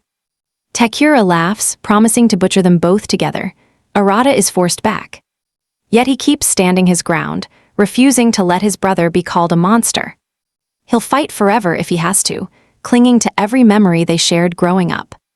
Right now, Arata's resolve to protect his only family is stronger than ever. He charges again, and this time, his strike carries a massive amount of power. Even Takura feels the pressure, forcing him to leap back to create some distance. Still, Takura doesn't stop the insults, mocking Arata for being poor and pathetic. He claims it's the end for his entire family, leaving Arata confused and terrified. Takura laughs, revealing there were actually 2 other magic beasts nearby. And by that, he means Arata's own mother and father. He coldly admits that he already slaughtered his parents. He doesn't regret a thing, he even used their lives just to farm experience points. That's the breaking point. Arata explodes with a terrifying aura of pure hatred. But Takura just shrugs it off, promising there won't be any mercy today. Takura unleashes a lethal, ice-based attack toward Arata. A terrifying 3-headed ice beast slithers forward, and Arata readies himself for battle. He swings his blade with everything he has, taking out 2 heads, but 1 remains. Takura has to admit the kid has grown stronger. But it is not enough. The final head lunges, and Arata realizes he is not fast enough to escape. Right before the impact, his brother leaps in to take the hit instead. His brother completely crushes the ice head, leaving Arata speechless. He does not stop there. He charges and slams Takura so hard the villain flies into a wall. Seeing this, Arata is left totally stunned, leaving him wondering if his brother finally knows exactly who the enemy is. Now Takura is face to face with the brother, and even he is shaken by this. He just cannot believe a beast would actually protect a human. But he does not dwell on it for long. Takura decides to end both of them right now. Arata realizes he has a shot if he can just restrict the villain's movements. Remembering his trick with the water bubble, he decides to pull off that same move again. He slams his palm down and lets the soot fly everywhere. Takura thinks it is just another smoke screen and tries to wash it away with his water powers. But suddenly that soot mixes with the water, turning into a thick, sticky liquid trap. Takura is completely stuck. Arata's plan worked perfectly, and he can finally breathe a little. He sees his opening. This is the moment to finally take Takura down. He lunges forward, but before he can land a single hit, Takura shatters the trap. He goes to strike, but suddenly the brother appears right behind him. Before he can react, the brother slams his hands together, catching Takura in a massive, bone-shattering explosion. Arata is thrilled. He really thinks his brother just finished the fight for good. He is about to celebrate when he notices his brother coughing up fresh blood. Pure horror washes over Arata as Takura steps from the shadows, slicing through his brother like tissue paper. Arata screams in agony. But it is too late. Takura has already cut his brother's very soul to pieces. Arata drops to his knees as his brother literally turns to dust right before him. He is in denial until the system notification confirms that the fissure has been officially cleared. Arata collapses in tears while Takura stands over him, reminding him that he's still a pathetic rookie. He keeps taunting him, saying that just learning a skill does not make you a winner. Through the sobbing, Arata whispers something cold. He tells Takura that he is going to kill him, tears streaming down his face. Arata stands up, and a terrifying dark aura begins to spiral all around him. The entire room fills with shadows. Even Takura can feel the sudden chill. Still, he is not worried. This isn't the first time Arata has acted tough before getting slammed down. Takura laughs it off, promising to end this with a single, final strike. Before he can even twitch, Takura is swallowed by soot. Then Arata swings so hard, he sends the villain flying out of the room. Takura hits the ground, racked with pain, wondering how on earth he is losing to this kid. Arata slowly walks over. He tells him that even killing him 1,000 times will not be enough satisfaction. All right, you and I are seeing something impossible. Takura is actually getting the chills here. But then, he drags himself up. One goal remains, put Arata in the ground for good. He launches his ultimate move, but Arata's shadow power, it just swallows the whole thing. Before he can blink, he is pinned down. A dozen spectral blades hold him down. This isn't the same Arata. He looms over Takura, coldly asking if the fight is over. Terror sets in. Takura realizes he's outmatched. He needs to get out of here. Fast. But Arata isn't having it. His anger explodes into a shockwave that knocks Takura out. Arata moves in for the kill. Then, boom, AI's shield flashes into existence, blocking him. AI steps forward, eyes determined. She tells him point-blank she won't let him touch Takura. She can feel it. The raw pressure of Arata's aura is suffocating. Even her barrier isn't enough. Arata's shadow blade shatters it like glass in an instant. The blow hits her arm. You can see the agony on her face. She's left wondering what kind of terrifying power Arata has been hiding inside. She knows she's outclassed. There is zero chance here. Yet she stands her ground. She'll protect Takura even if it's the last thing she does. She's terrified. If Arata's power keeps growing, the whole area is going to be doomed. Even while bleeding out, Takura starts mocking both Arata and AI. He sneers that the association is coming. Once they see this, it's over for them. AI doesn't care about that. Her only thought, she has to bring the old Arata back. But it's too late. Arata's power surges again, and the shockwave begins leveling the buildings nearby. Rei watches the chaos from her office window. Enough is enough. She decides it is finally time for her to step in. Over at the Jade Sky Guild, Takuto gets word. Arata has officially gone off the rails. He's not waiting around. It's time to take Arata off the board once and for all. Arata's aura is still leaking out like a broken reactor. He locks onto AI. Just as he's about to finish her, Rei finally makes her entrance. She parries his blow effortlessly. "Sorry I'm late," she whispers to a terrified AI. She sets her down gently. "Rest now, I'll handle him from here," she promises. Rei can see it. Something deep pushed Arata over the edge into a blinding rage. He's a complete monster. Now, keep an eye on this. Here's where Takuto arrives. He's actually excited. Rei tries to stop him, but he's already itching to fight. Takuto drops a bomb. The association sees this situation differently. When Rei hears that, she demands answers. What is the association planning to do? Silence, he won't budge. Instead, he mocks them for getting so attached to the kid. Rei isn't having it. She's just doing what any responsible guild master would do. They're still bickering when Arata suddenly lunges. A desperate sneak attack from behind. Rei screams a warning, but Takuto doesn't even flinch. He looks completely unbothered. Arata swings wildly, desperate to land a hit.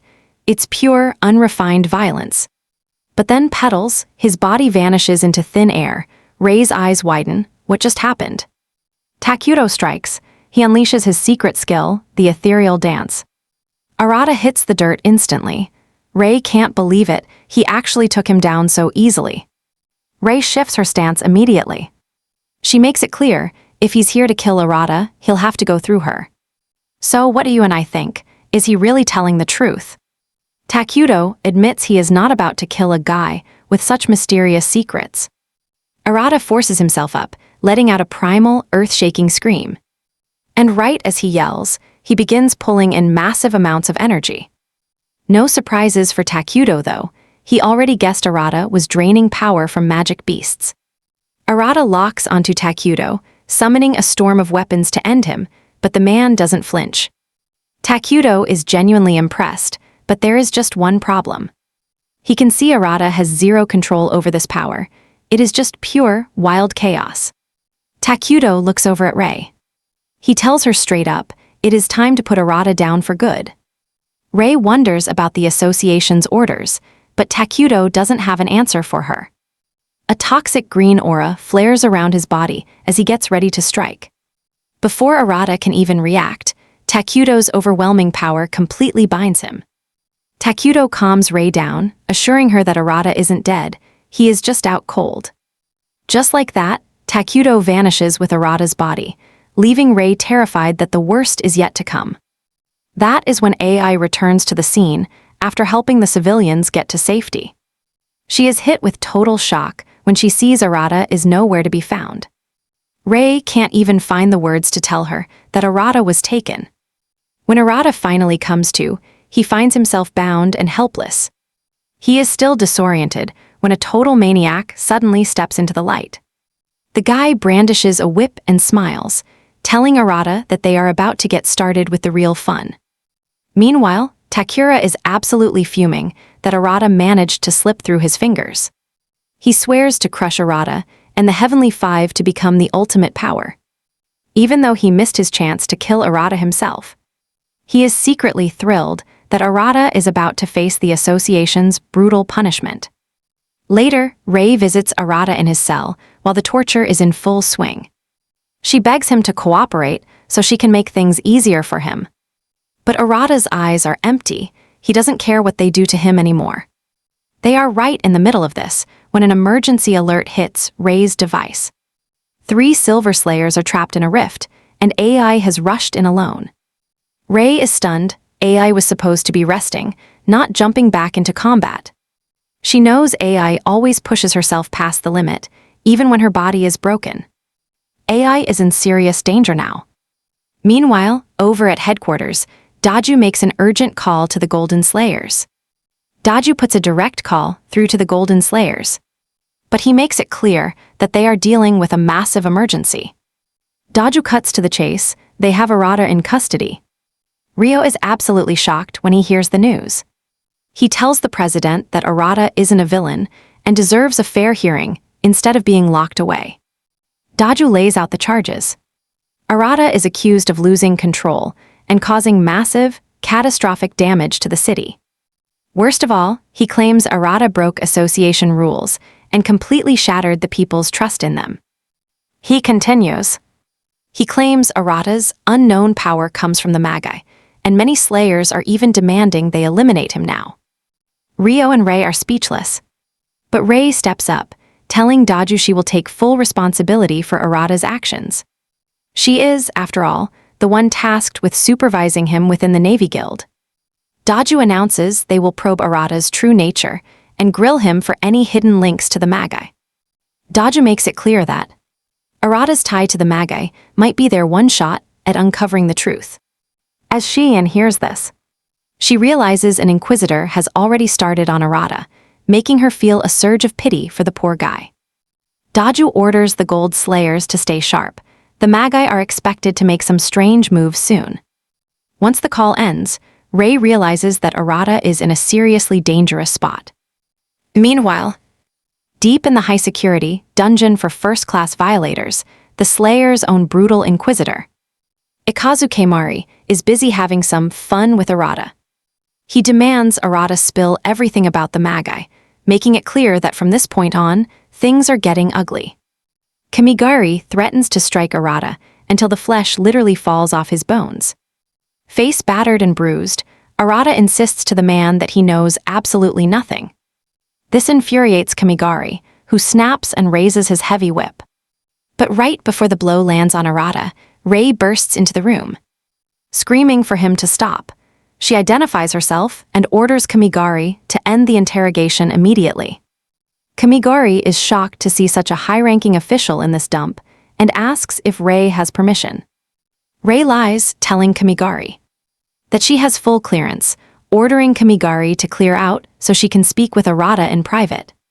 Kamigari exits, but not without a warning about breaking the rules.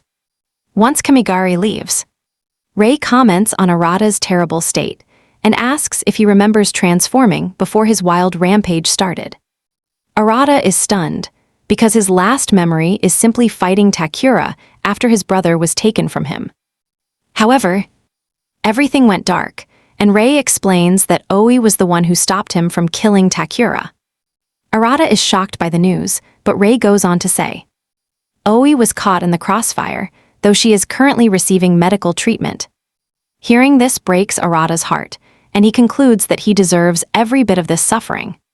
He adds that he has nothing left now, especially after watching the only person he loved, his brother, die right in front of his eyes while he was completely powerless to stop it.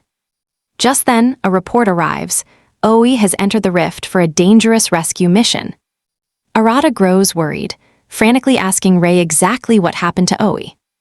Rei explains that communication with several Silver Slayers was lost, so Oi charged in despite her injuries.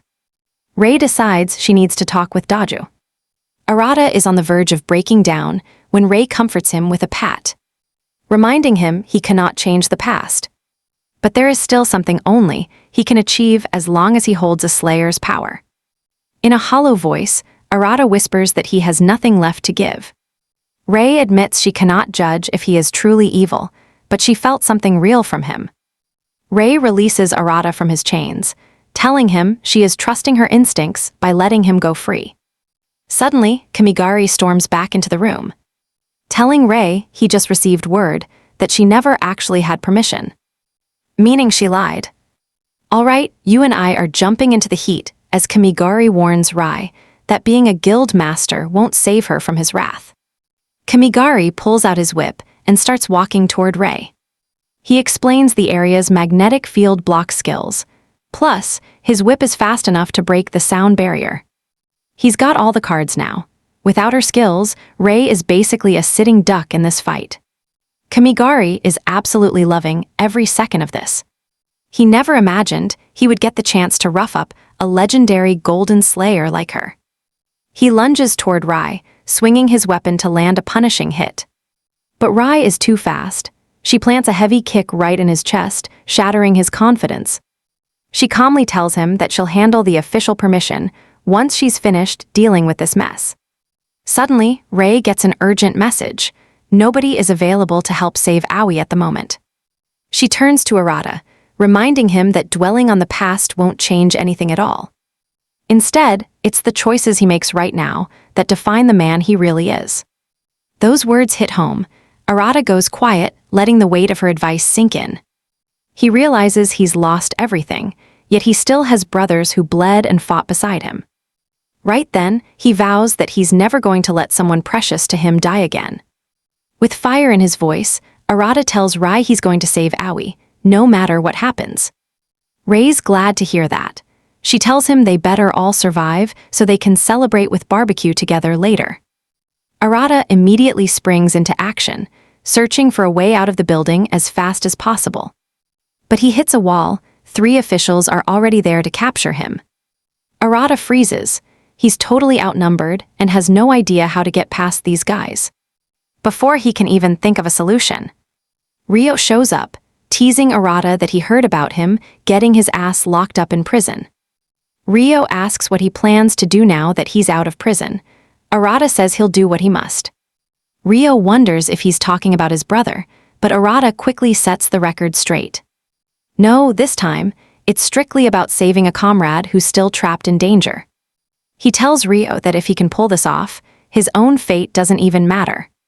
Ryo's stunned. He can see that Arata still hasn't lost that warrior's spirit just yet. Ryo then decides to step up.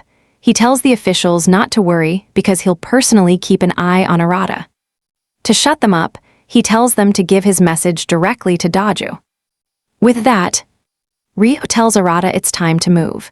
You and I can see Arata is clearly impressed by how he handled the situation. Moments later, they reach the rift, and Ryo asks for more details about his comrades being in trouble. Arata reveals that several slayers have stopped responding. Ryo is surprised that this silver-class fisher hasn't closed up like it usually does. Arata's heart sinks as he starts panicking over what might have happened to poor Aoi. Without hesitation, both of them dive straight into the fissure and enter. They immediately realize it is a forest-type rift. But Ryo notices the path is clear. Most of the rift is done, meaning only the boss remains.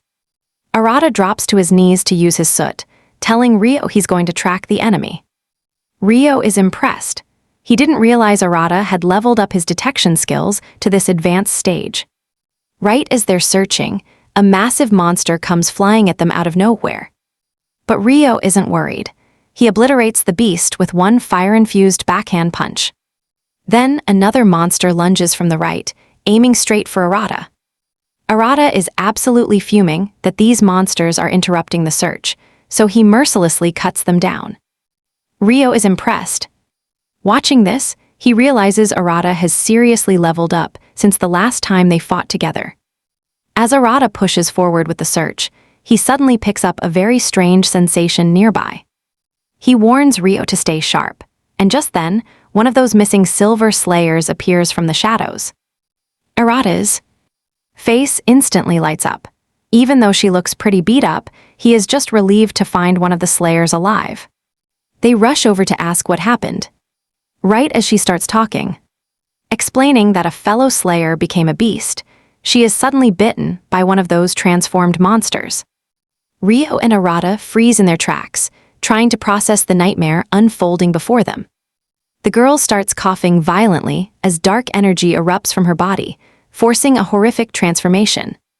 Arata completely loses it when he realizes the girl is turning into a magic beast right now. Rio points out that they are dealing with an infectious type, and that is bad news for everyone.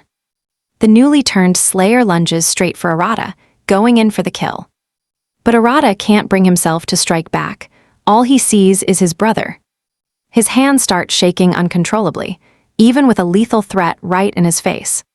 Seeing this, Rio screams at him, demanding to know what the heck he is doing. Arata is nearly decapitated, but Rio yanks him back just in time to save him. He asks if he is okay.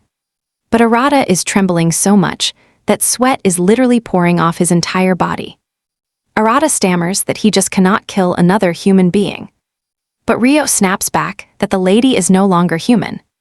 Both monsters charge them, and Rio takes charge, blasting them both back with a single fiery punch. After taking them out, Rio explains that this has to be the work of the boss. It turns people into magic beasts. And those beasts then go on to infect other humans.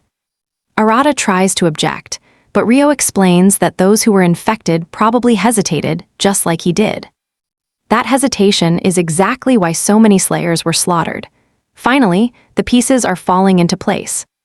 Taking a stance, Rio warns that it will be a total catastrophe if even one of these things escapes the fissure. He is sure the damage would outweigh any cursed soul. You and I can see the stakes. They have to end this right here inside the fissure. Suddenly, a massive presence looms over them. The boss emerges, a hideous nightmare with rows of jagged teeth. At that moment, AI appears. And Arata is flooded with relief. He thinks his friend is finally safe. But then, dark aura leaks from her body as she screams in agony. She collapses, and Arata panics, begging for anyone to use healing magic on Oi immediately. However, Oi tells him that it is no use. It is too late. She weakly apologizes for not being able to protect them. We see that AI has been bitten on the arm, as the transformation begins to take hold of her. She tells Ara that she is glad they met. Even if it was only for a little while, she tells him she is leaving everything to him now. Arata lets out a scream, begging AI not to turn, desperately clinging to the hope that they can still somehow save her. But AI grabs his hands, urging him to start trusting himself from this very moment on. She encourages Arata, telling him she is fully confident he will become an elite slayer who saves countless people. But after saying this, AI collapses to the ground, and her words echo painfully inside Arata's head. Tearing his heart apart, he screams in pure agony as Rio drops a cold truth: anyone bitten is already gone. Suddenly, the boss lunges at Rio, who barely manages to guard the heavy strike with his arms. Meanwhile, Arata watches AI's transformation in total horror, desperate to know why the mutation won't stop. Although it looks like AI is already dead, Arata, refusing to give up, starts racking his brain, convinced there must be some way to halt the change. He is still searching for an answer when AI suddenly snaps to her feet like a mindless zombie. She looks completely different now. But Arata still can't bring himself to accept the monster standing right in front of him. Still wrestling with the boss, Rio screams over his shoulder at Arata, shouting that AI is officially a magic beast, and he needs to kill any lingering feelings right now. Rio orders Arata to take her down immediately, because once someone turns into a beast, there is absolutely no coming back. Right on cue, AI lunges straight at Arata with every intention of crushing him with a strike. Arata tries to raise his guard, but his body just won't listen. Instead of striking back, he leaps back to dodge AI's blow. Trembling, Arata tells Rio there is no way he can fight her. So Rio decides to ditch the boss to take AI out with his own hands. But Arata blocks his path, telling Rio that AI is his only true comrade, which is why he can't bring himself to kill her. Rio screams at him to fight, warning him that he's as good as dead if he stays near her. Rio makes it clear she's no longer human, but Arata desperately refuses to believe the truth. They're trapped in this argument when the boss looms behind them, looking to turn this distraction into an easy double kill. But Rio's survival instincts kick in just in time, pulling both of them out of the danger zone. Rio dives back into the fight while Arata stands there, frozen like a total crybaby. Desperate not to lose anyone else, he starts frantically searching for anything that can stop this nightmare from getting worse. Suddenly, he remembers that new skill, vassalization, the one he unlocked just moments ago. Since it's a skill to revive the dead and control them, Arata thinks this might be his only escape. But even so, he's torn about the dark ethics of using such a skill on his friend. Despite the risk, he realizes that by using the skill on AI, she can stay by his side even if she isn't fully herself anymore. Arata throws his hesitation aside and activates the skill because he's simply not prepared to lose someone precious to him for a second time. The skill hits AI directly, flooding her body with an eerie, dark purple aura. Moments later, a notification pops up, transformation complete, and in a wild turn of events, AI looks completely transformed as she bows before Arata, showing the absolute respect of a servant to her master. Arata receives one final notification, stating that the girl before him is a half-demon named Chiharutoe, and she is now his loyal vassal. Arata slowly walks up to her, still calling her AI and desperately asking if she's truly all right. He realizes the skill actually worked, but her aura feels totally different from the AI he once knew. Arata realizes the monster transformation has finally stopped, but the girl standing there? She's not Owie anymore. Rio whips around, screaming that Arata needs to wake up. Aoi is no longer human. However, Arata fires back, revealing the truth. He already made her his loyal vassal. Rio is stunned. How on earth did Arata even get his hands on that skill? Arata is convinced he can bring her back one day. This conversion, it wasn't a total loss. Just then, Aoi's face twists into pure rage as she suddenly lunges straight for the boss. She swings for the kill, but her arm gets caught in the boss's massive jaws. Aoi doesn't even flinch. The monster's infection simply can't touch her anymore. She pays him back with a heavy punch right into the monster's throat. Arata finally dives into the fray, leaping high toward the boss to deliver a devastating, one-shot slash. The blade slices through, splitting the boss until it literally crumbles into dust. System alert, boss defeated. Arata watches as the rift finally starts to fade into nothingness. When they finally return to the guild, Rai is stuck in total disbelief. She cannot wrap her head around this lady actually being AI. Rai demands to know exactly how things ended up this way. Rio explains she was on the brink of turning after that boss bite. She was bitten by the boss and nearly lost. Arata reveals he had to use his special vassal skill. He explains he took that power from the earlier monster for himself. With the boss gone, Arata admits he really didn't want to use that skill, but it beats losing Oi completely. You and I can relate. By becoming his vassal, the conversion froze. Now Oi belongs completely to him. Ray's head is spinning. Shaking, she whispers Oi's name. To their absolute shock, the girl actually answers back by calling Ray's name. They cannot believe she just spoke. Rai wants answers. The girl identifies herself as Toy, a literal magic beast. She is a monster now, but Oi's soul is still buried deep inside her. She's a monster, yet at the same time, she can still feel everyone's emotions. Hearing this, Arata is overwhelmed with relief. If she's still in there, it means they might actually bring her back to normal one day.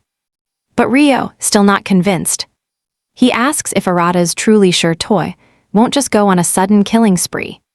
With burning intensity, Arata swears he won't let it happen. He's literally betting his life on it. Rio isn't budging. How can he prove she won't just snap and attack everyone? Rai is stunned. Ray is taken aback, and even though Rio's words sting, Arata knows he's right. He turns to Toy to give a command. He tells her to go play with the cat sitting in the corner. Without a second thought, Toy excitedly heads over to start petting the feline. Rei is floored. She doesn't see a monster, she sees Owie. Even Rio can't believe how calm that cat is. This isn't just following orders. It's proof that Owie's kindness remains deep inside. You and I can see she's no threat. Toy scoops up the cat and walks toward a very startled Rio. All right, let's jump back in as Arata reassures Toy she is finally safe. Even so, the vibe is still pretty tense. Rei sees right through Rio. The big guy is actually terrified of cats. Arata and Toy can't help but laugh at him acting tough while dodging a kiss. Then, Rai asks Arata to watch over Toy while she deals with the association drama. Without missing a beat, Arata promises Rei he has got her back. Deep down, he knows Toy's massive strength will be a game changer later on, which means keeping her on their good side is absolutely vital. Arata turns to Toy, officially asking her to back him up in the next fight. Toy is beyond hyped. She vows that, as his loyal vessel, he can put all his trust in her. Meanwhile, the association picks up massive energy spikes across several key sectors. It is clear a massive high-level rift is about to tear open. Daju gets the intel and immediately declares a code 0 for every guild. He isn't actually shocked. He has been waiting 17 long years for this nightmare to finally crawl back into their world. He looks at an old photo on his desk from his younger days. Beside him is someone close, but their face has been mysteriously blurred out. Over at the Navy Guild, Rei gets the word that Daju just pulled the code 0 trigger. Hearing that makes a cold chill run straight down Rai and Ro's spines. Now check this out, a normal day turns into a nightmare as a fissure splits the sky. Survivors from 17 years ago know exactly what is coming, and it is not good. As the rift widens, swarms of monsters start pouring into our world. Pure chaos. Citizens are screaming and running as the monsters start the hunt. But local slayers immediately jump into action, trying to lock down the perimeter. They are stunned by the sheer number of monsters flooding out of the rift. Fear isn't an option, though. It is their job to protect the city no matter what. Suddenly, they realize they're completely surrounded by a massive, hungry horde. It is a death trap. There is no way they can hold this line on their own. Boom! Suddenly, the entire monster pack gets incinerated in a massive firestorm. As the smoke clears, the two rookies see the legendary Gold Slayers walking up. Talk about a lucky break, these elites arrived just in the nick of time. Meanwhile, the rift's toxic aura is already hitting civilians, forcing them to mutate. Rio quickly orders the nearby slayers to get the survivors to the safe zone. Once the rescue is underway, it is time for the real work. Rio tells Rai they are heading inside that rift to hunt down the boss monster. Rai warns him to stay sharp. They cannot afford another disaster like 17 years ago. He can't help but wonder just how massive this dungeon is inside. Rio reassures Rai that he knows the stakes. The higher-ups never stop talking about that tragedy from 17 years back. Honestly, he has heard the story so many times he's sick of it. Somewhere else, Daju and Shin are gearing up to enter the rift too. Daju makes it clear they cannot let history repeat itself today. Shin just teases him, saying she gets the message loud and clear, promising him that this whole mess would be cleaned up in no time. Meanwhile, Takuto gears up to enter the fissure. The moment he has been waiting for is finally here. He steps inside. Arata and Toyo arrive just in time. Arata tells Takuto they'll hold the line out here, following the strict orders Rei gave them. Before Rei vanished, she challenged Arata to prove his worth through action, fighting like a true slayer while the clock on her return stayed a mystery. Obeying those orders, Arata and Toyo tear through the local monsters, cutting them down while rescuing every civilian in their path. A rescued woman gently pats her sobbing son's head, trying to calm his fears. She reminds him she promised the slayers would arrive to save them, and they did. Suddenly, winged magical beasts burst forth from the rift. Arata is stunned. He can't wrap his head around why such a massive swarm is pouring out from that spot. This is bad. Flying monsters are a brand new threat they have never encountered before. Then, one of the beasts dives straight for the mother and child Arata, just worked so hard to protect. Right before impact, Arata strikes, slicing the monster apart with his powerful soot abilities. He rushes to their side immediately, checking to see if they are okay after that close call. The woman nods, breathless, thanking him for stepping in just in the nick of time. Arata glances up. The sky is crawling with them, flying monsters are literally everywhere. If they scatter, the entire city is doomed. You and I can see his mind racing as he tries to find a solution. Arata shouts to Toyo that these monsters aren't actually that tough. But here's the catch. They can't land a solid blow while the beasts stay high in the sky and they're stuck on the ground. Before they can react, the swarm begins to multiply like a hive of angry bees as more pour from the rift. Arata tells Toyo they can't just stand there. If they don't act now, the district will be leveled. He realizes he has to wipe these things out, and he has to do it fast. He begins firing sharp soot projectiles straight into the heart of the swarm. A few drop from the sky. But they're moving way too fast. He knows it's going to take everything he's got just to keep them back. Arata knows the neighboring regions are doomed if these flying freaks manage to break past this sector. He has to crush them right here, while they're still grouped up in one spot. Right then, 3 more slayers arrive on the scene to back him up. They're completely floored by the sight of these bizarre new monsters. Watch as the leader barks orders.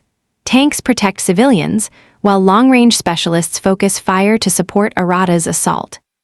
Inside, Arata is absolutely fired up. He's ready to tear through every last monster to prevent his home from falling into ruin.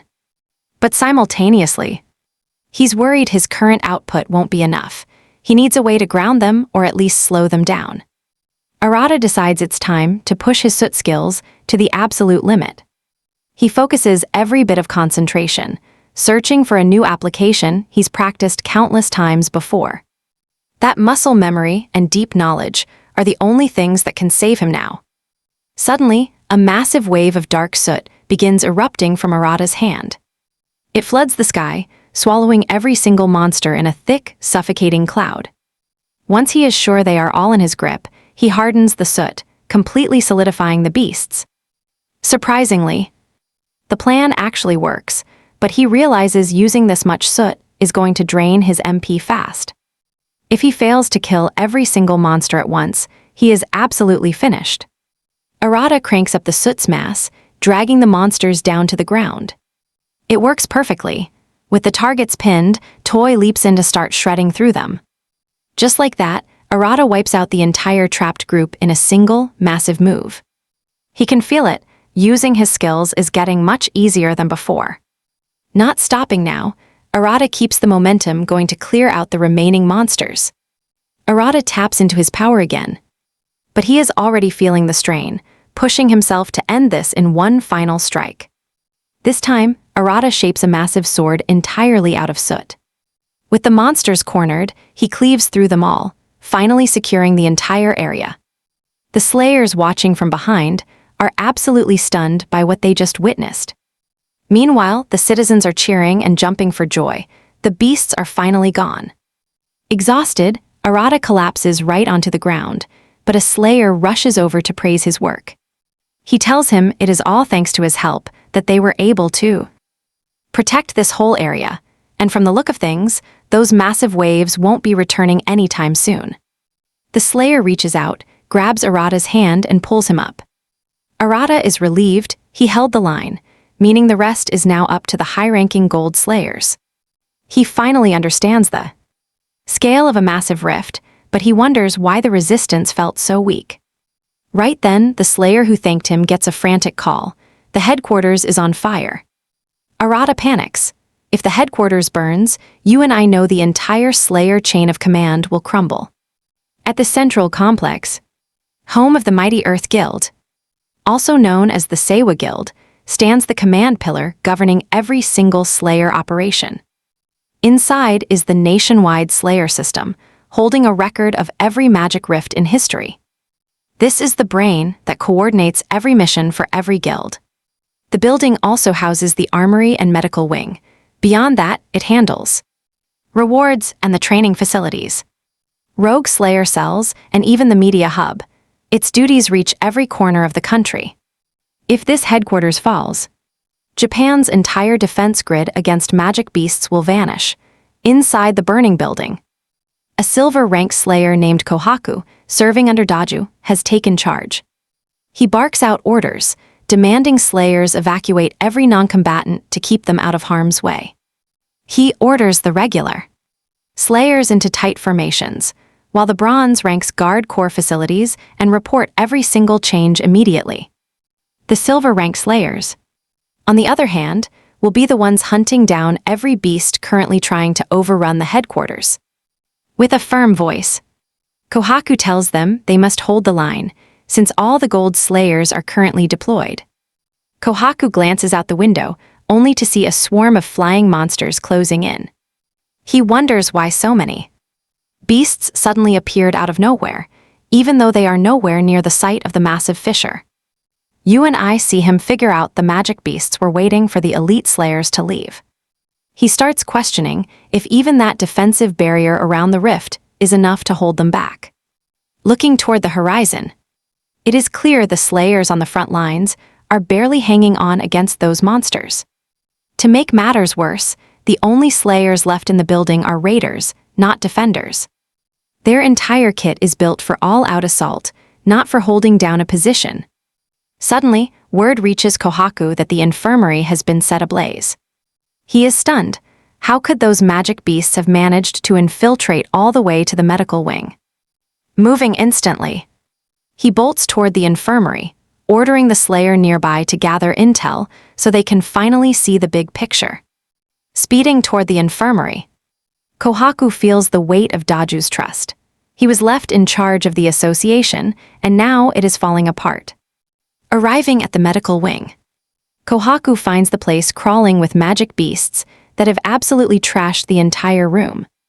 A monster launches a ball of fire straight at him, but he leaps aside just in time. Voice dripping with rage, Kohaku warns the beast that running wild in this headquarters was their very last mistake.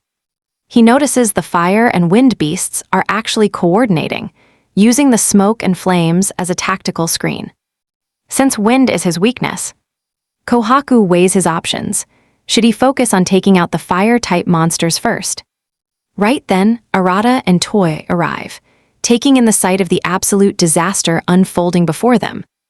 Arata confirms that the headquarters is indeed being burned to the ground. He really didn't want to come back here, but looking at this mess, he realizes he has no choice.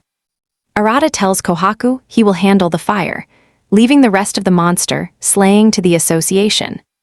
Kohaku is fuming. Some random slayer just showed up out of nowhere and started barking orders at him. Look here.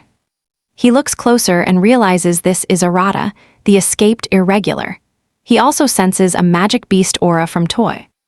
Arata completely ignores the complaining and unleashes his soot, smothering the raging fire in an instant. Kohaku is floored. He just watched this guy extinguish the entire blaze with one single blast. Irregular or not, Kohaku decides they need to team up if they want to survive this. A monster suddenly lunges straight for Arata. But Kohaku steps in, activating his ability and turning the beast into solid stone instantly.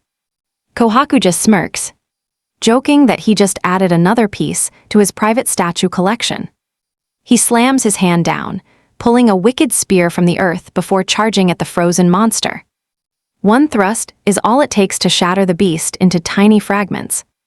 Kohaku tells Arata he is on official probation until this entire headquarters is confirmed to be safe. Kohaku makes it clear they need to wipe out every monster in the area, and Arata is on board. Secretly, Arata is relieved. He's finally fighting next to a true prodigy who became the guild's number 2 while still young. He doesn't know if Kohaku can use that petrification spell again, but man, it is impressive. That kind of power is honestly on a whole different level. Arata realizes that by using his soot, he can actually harden these beasts and seal them away for good. He does exactly that, and Kohaku is floored. He is stunned that Arata was able to copy his signature skill after seeing it only one time.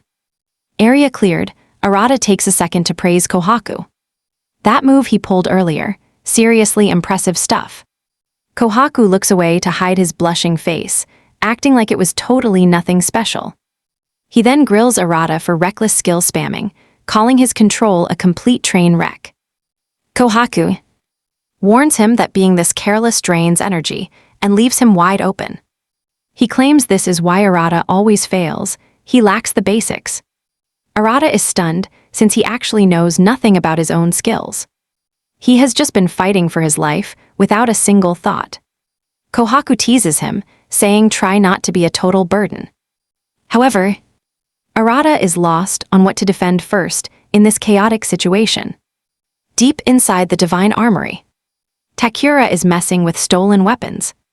He finds a golden sword and steals it since things went south. He'll be the hero now that the Gold Slayers are gone. He grabs the blade. Raw power floods him. He thinks he surpassed the 5 heavenly kings. He screams like a maniac, calling himself the strongest. On the other hand, our group keeps hunting monsters throughout the headquarters. Kohaku is totally confused about their actual defense priority. Storage or command room, after slaying countless beasts, they stop. Arata wonders where they're coming from. The area was clear earlier. Kohaku agrees they need to find the source fast. He mentions that he'll check for signs of beasts near the headquarters perimeter. He touches the ground to sense any hidden signals. The Earth's energy is chaotic. Something happened deep underground. Origin found, Kohaku takes off to solve the problem. Keep up or get left behind. They reach the underground record storage room. A massive hole sits there. This is their entry point. Monsters use this to sneak inside. Everyone was too busy watching the massive demonic rift. More monsters suddenly swarm the area. Kohaku readies his spear to engage. Light erupts from the staff. Arata offers to help. Arata powers up, but Kohaku warns him to be careful. Control your breathing. Let power naturally rise from your core. Arata follows the advice and starts to concentrate. He summons a massive soot sword and starts slashing. Kohaku is impressed. He has improved. Deep down, Kohaku notices Arata's combat sense is pretty rough, but the kid is finally getting the hang of fighting. He also realizes Toy is one strange girl. But hey, no complaints here. She is actually turning out to be quite useful for now. Once the magic beasts are cleared, Kohaku uses his abilities to seal the underground tunnel for good. With the gap closed, Kohaku tells Arata it is finally time to wipe out every last monster.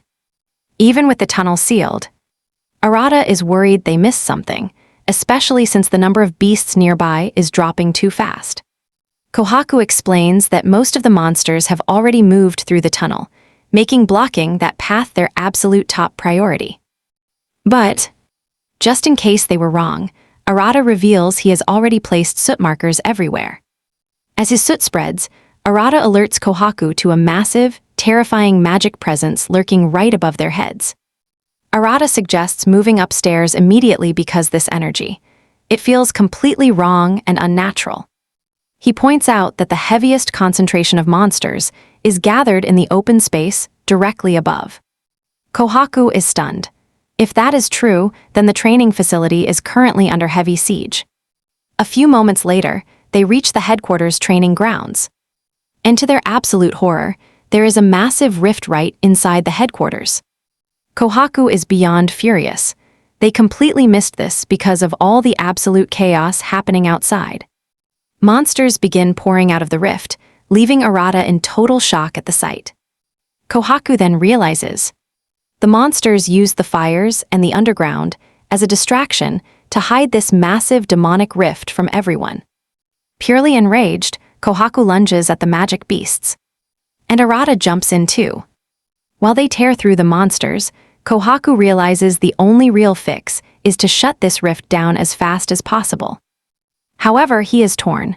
If he leaves his post, the entire association might be defenseless. On top of that, he realizes this rift is far from normal since it is large enough to spawn high-level magic beasts. Kohaku starts desperately thinking, wondering what a legend like Daju would actually do right now. Right then, Arata steps up and offers to go. Kohaku is shocked because Arata is clearly reaching his physical limit. Yet here he is, ready to dive into a suicide mission without a single doubt. Kohaku can only wonder what kind of drive is pushing Arata this far. Finally, Kohaku decides he is coming along for the ride too. If a rogue slayer like Arata is willing to risk it all, he cannot just stand by. Kohaku believes that the other slayers inside can handle the remaining monsters as long as they focus on taking out the nest first. And so, Arata rallies the team to enter the rift, declaring that they are not allowed to lose to trash of this low caliber. Kohaku leads the charge, ordering the others to keep up as they dive straight into the unknown. Stepping through, they find themselves standing in what looks like a massive, eerie throne room. Kohaku admits the vibe here is beyond creepy, but Arata notices something much worse. He spots a high-level magic beast lurking in the shadows, clearly the one pulling all the strings. Kohaku then tells them to finish this fast and get back. He still has a duty to the headquarters to fulfill. As they push deeper into the dark room, the atmosphere begins to feel heavy and completely different. Meanwhile, the Gold Tier Slayers are busy dealing with their own massive share of life-threatening problems. Moments later, Kohaku points out how bizarre it is that not a single monster has shown up since they entered this weird area. Kohaku turns to Arata, asking what it is that truly drives him to keep fighting. Arata is caught completely off guard, and before he can even find the right words, Kohaku cuts him off, declaring that his own sword belongs solely to Lord Daju. He believes as long as Daju leads, the Slayers will never fall to these magic beasts.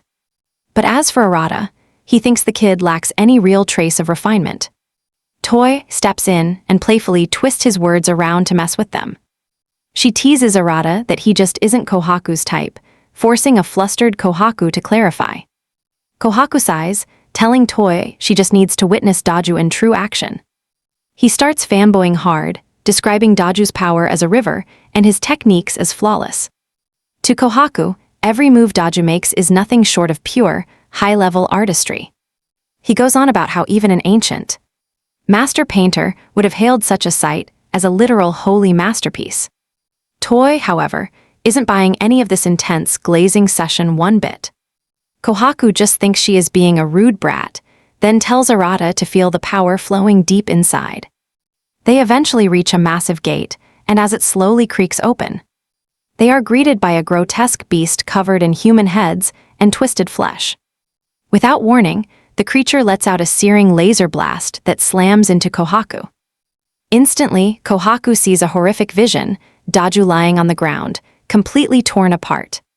He lets out a blood-curdling scream, watching his mentor's body shatter into pieces. Little does he know, he is actually trapped in a deep illusion. Arata watches from the outside, wondering why his comrade suddenly collapsed.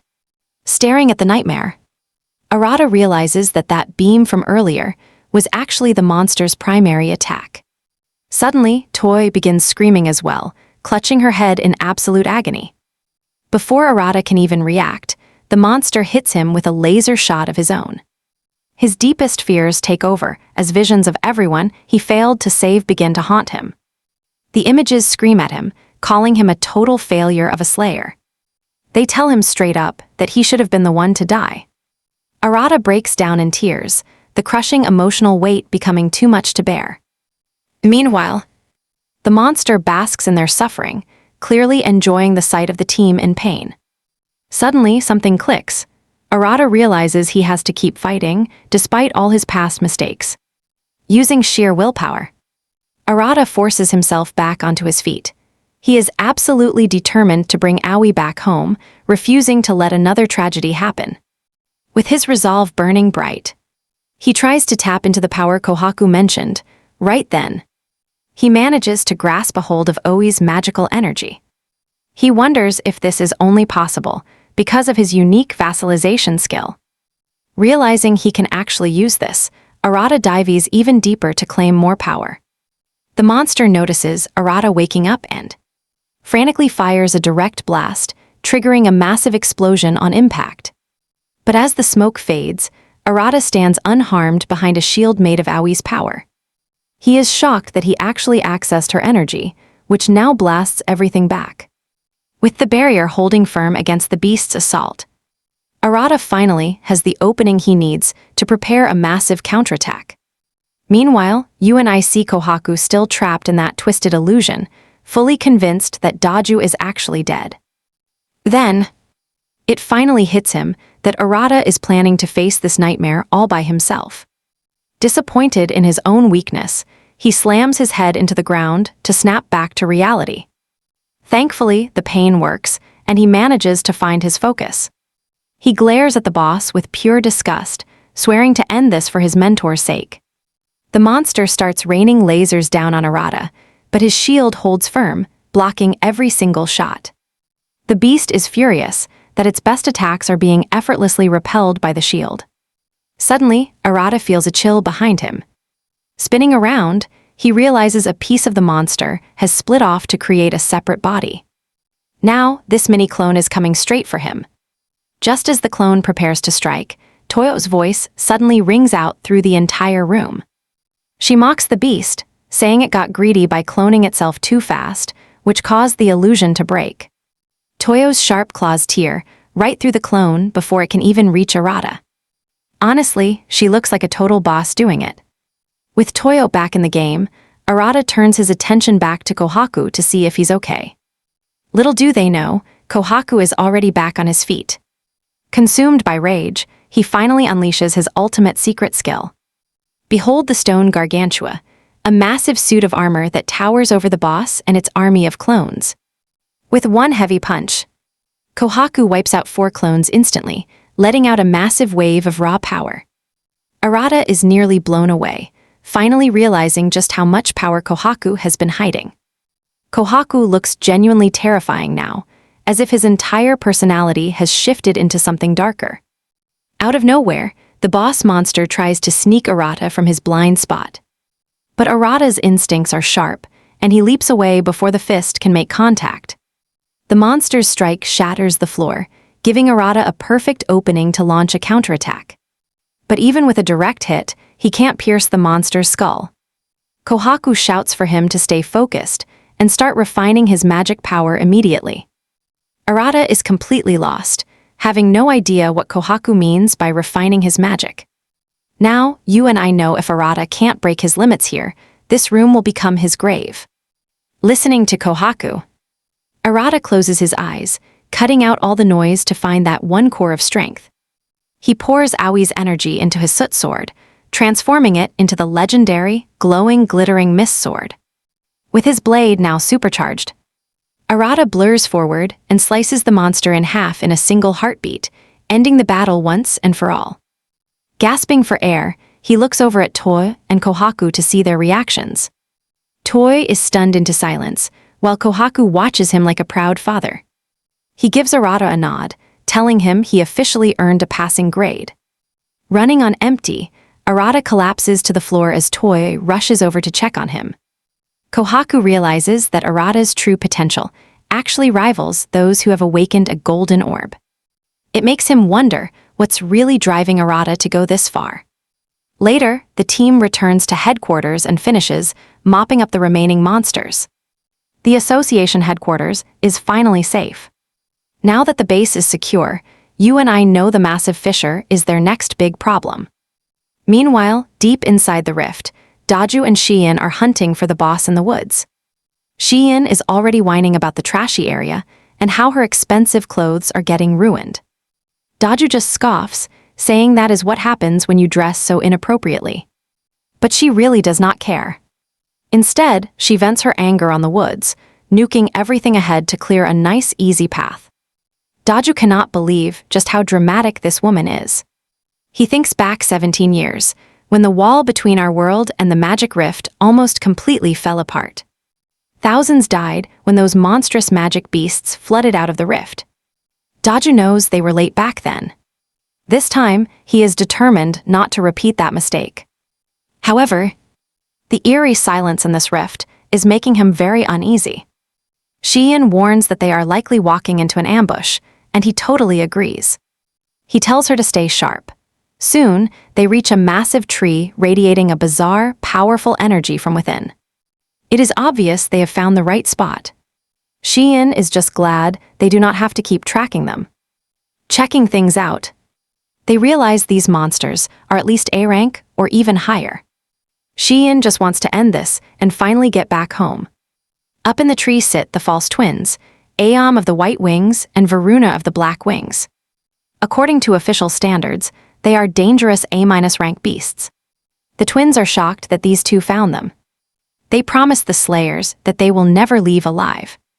They brag about killing the silver slayers, asking our duo how many seconds they will actually last. Then they fire a massive laser blast. Seeing the disrespect, our heroes prepare for battle. Daju glows with a golden aura, explaining that gold is no mirror. Upgrade from silver, and they are about to see why. Golden armor forms as Xian charges up a sphere. The twins' attack hits Daju, but he just tanks it. They start panicking. Desperate, they unleash another wave of lethal laser fire. This time, the barrages double. Daju blocks while Xian finally fires her blast. Looking at that massive attack, the twins know they're done.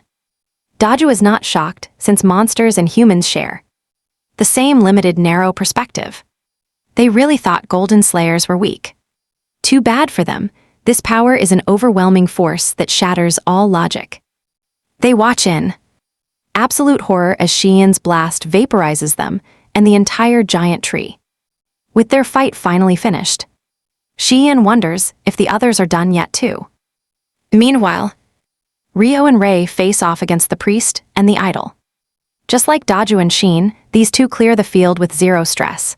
Meanwhile, Takuto effortlessly crushes Leal and Vass, those twin phantoms of illusory sound. But Takuto is disappointed.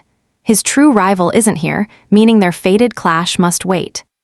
Not long after, Kohaku gets the word that Daju is finally heading back to base, and he is absolutely hyped.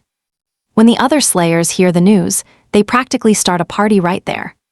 It looks like the massive magic rift attacks have finally come to an end. The association reports that they managed to keep damages to a minimum. Still, no one knows what those magic beasts were actually after. Things seem fine, until a nightmare you and I didn't see coming emerges behind headquarters. It's Takura, and he's wielding a literal divine weapon. That weapon is changing him. One eye glows red, and his right arm looks like some prehistoric beast. He has got this twisted smile on his face. He's totally drunk on power. Descending from the sky, he starts raining fire down on every building in sight. Alarms blare everywhere. This isn't just a threat, it's a potential citywide catastrophe. Rai makes it back to the guild, just as her attendant delivers the grim news. She can't believe her eyes. Takura is busy tearing the entire association headquarters to pieces. The attendant tells Rai they've lost all contact with the Sua Guild members. And once she hears it, Rai is terrified that Arata and Ai are in grave danger. She bolts toward the headquarters, praying they can hold out until she arrives. Back at the base now, Takura is playing the villain role perfectly. He's lobbing fireballs everywhere, showing zero mercy to the civilians. Arata tells Toi to keep the citizens safe. Meanwhile, Kohaku takes a look at Takura's hand. And he's stunned. That really is a divine weapon in his grasp. Kohaku snaps at him. He shouts that divine weapons choose their masters. You don't just pick one up like a toy. These artifacts have their own will. They decide who is worthy of their power. Kohaku is baffled. How did Takura even get it? That armory barrier should have been totally impossible for him to break. Suddenly, Takura lets out a manic laugh, screaming that he's now the strongest. But then he screams in agony as a dark shadow erupts from his body. That shadow lunges straight for Arata, who barely manages to catch the blow with his shield. Arata forces himself to focus. He can't get distracted while all these people need his protection. With one perfect strike, he slices the shadow in two. Arata is ready to push past every limit a slayer has. Kohaku and Toi join the fray, determined to save the guild and everyone around them. Moments later, Arata realizes he's running on empty. He's burned through way too much mana already. Sensing that weakness, Takura lunges forward with a devastating, heavy blow. Arata knows his shield isn't going to hold this time. So he turns his back, using his own body to shield the kids and civilians. He pours everything into reinforcing his body and shield. But the impact is brutal. Arata grits his teeth through the pain and the searing burns. He's out of magic, completely drained. And right now, you and I can see the absolute agony crashing into his body. All right, Toy is pushing herself to the absolute limit.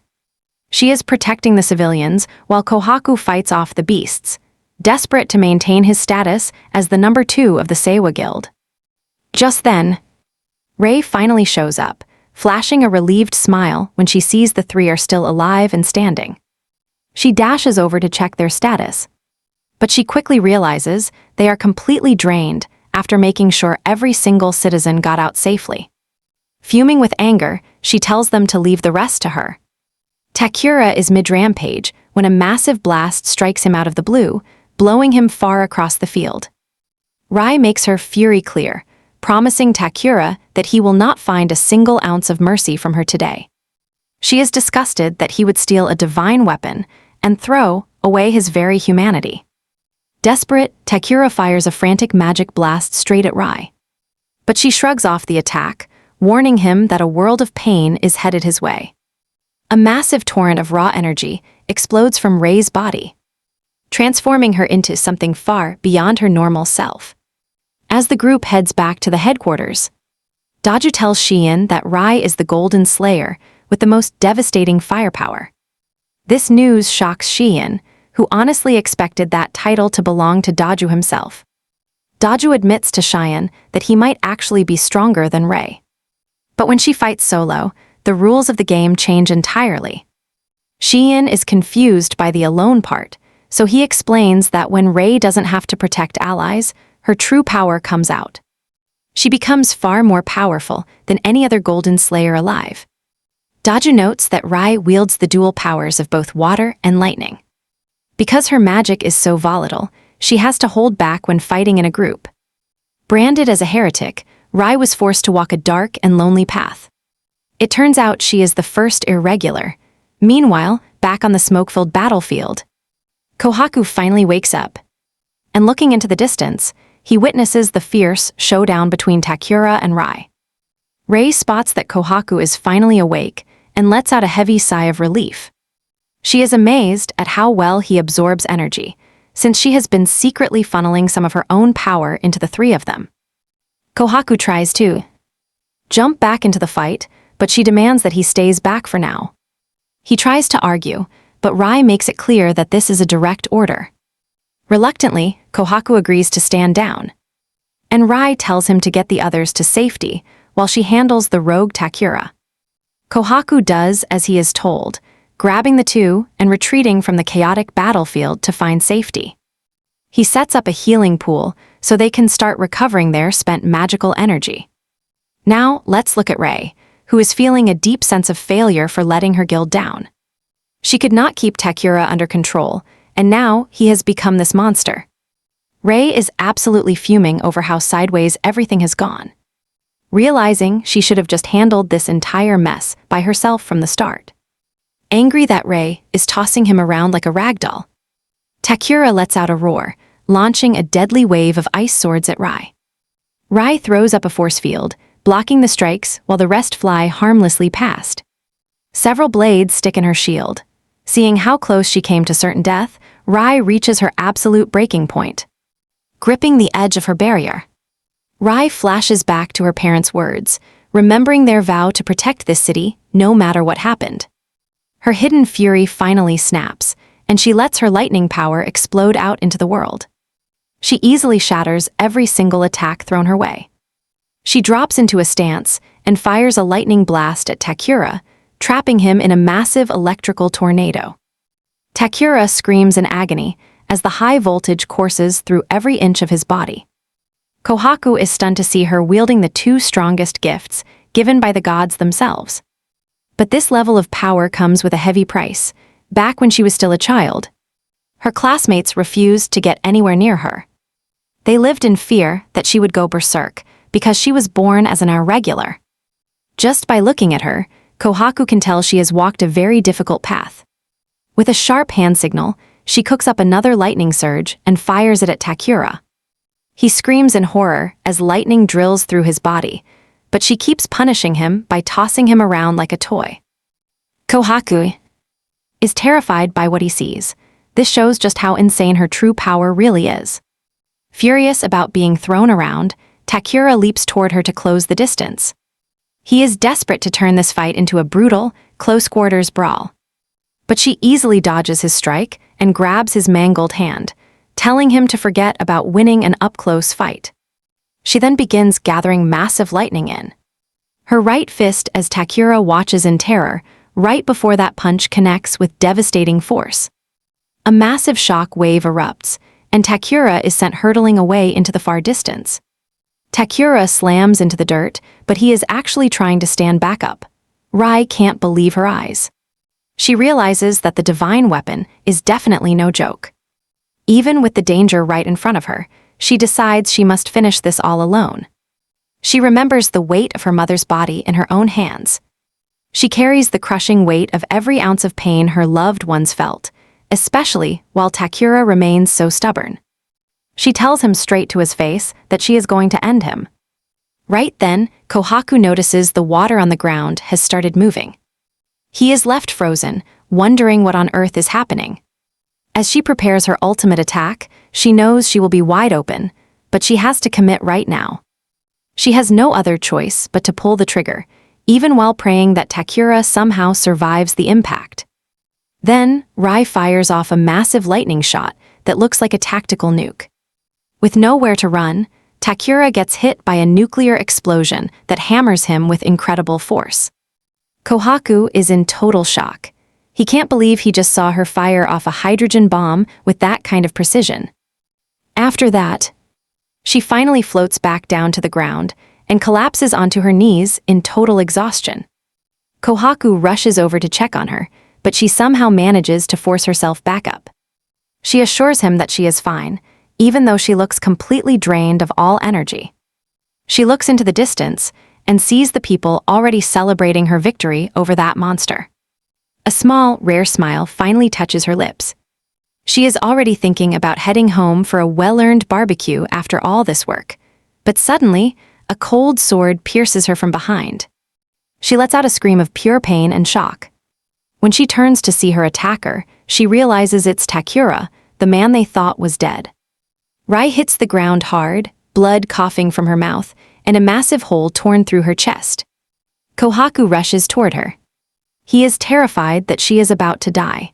She is just disappointed in herself for letting her guard down against him. And that is exactly why she is pinned to the ground. Rai truly thinks this is the end of the line. But as tears fall, she knows she gave it everything she had. Takura laughs like a total psycho, claiming that Rai is now his prize. He raises his blade for the kill, but suddenly, Aoi appears and catches his hand. Rai coughs up blood, desperate for Aoi to stay away from the danger. Aoi tells her she is not alone. Annoyed, Takura swats her away. Watching this, the nearby slayers finally unite. They unite as one, determined to protect Rai after seeing her fight so hard. Rai watches in shock as they risk their lives. They are putting everything on the line, because she is their only hope for survival. She just wants them to run. She cannot bear more blood on her hands. Kohaku drops to his knees, using his power to try and heal her. As her consciousness fades, she prays for someone to come and save them. Takura is enjoying the carnage, until Arata suddenly appears and grabs him by the face. And in the blink of an eye, Takura is sent flying. Before he even hits the ground, countless swords made of soot impale his entire body now. But Takura is too arrogant. He still thinks Arata is no threat to him. Arata simply lets loose another massive wave. A massive explosion rocks the area, slamming Takura straight into the dirt. Arata tells him to keep his mouth shut. He looks completely different now. A horn grows from his head and Rai is stunned. Takura watches in pure horror, trying to figure out what just happened. Just minutes ago, a voice filled Arata's head, pulling him into a mysterious void. He is frustrated with himself for passing out from such a pathetic attack. Suddenly, he notices a man bound by heavy chains. The man realizes Arata can finally see him and lets out a dark, booming laugh. Startled, Arata draws his sword and demands to know who this stranger is. The man tells him to relax, revealing that his true name is Rignews. He promises to explain exactly why he gave Arata the strange power that he is using right now. Instead of listening, Arata just swings and cuts the guy clean in half. Rignews is shocked by how incredibly impulsive Arata is. Arata just screams, demanding to be let out of this weird dream space. Rignews explains that the blade and the dark power Arata holds were his special gifts to him from the start. Arata is stunned. Rignews tells him he must accept his fate, for he is the one they call the true heretic. Arata is beyond confused. He does not understand a single word this crazy guy is saying. Rignews clarifies that his power is forbidden. That is what makes him a heretic. He explains that this power allows Arata to steal and take whatever he desires. Getting annoyed, Arata goes for the head and cuts him again. He shouts that he has a million questions for him. But right now, he simply does not have the time for a chat. Arata demands even more strength, since Rignews is the one who owns it. Arata grabs him by the collar chain, ready for action. Rignews is actually impressed. He has got guts. He is definitely not the little crybaby he once was. But Rignews warns him that he might just say no. Arata lays it out straight. Rignews is stuck in that hole forever unless he gets off his butt and does something. Rignews is actually impressed by Arata's sharp brain.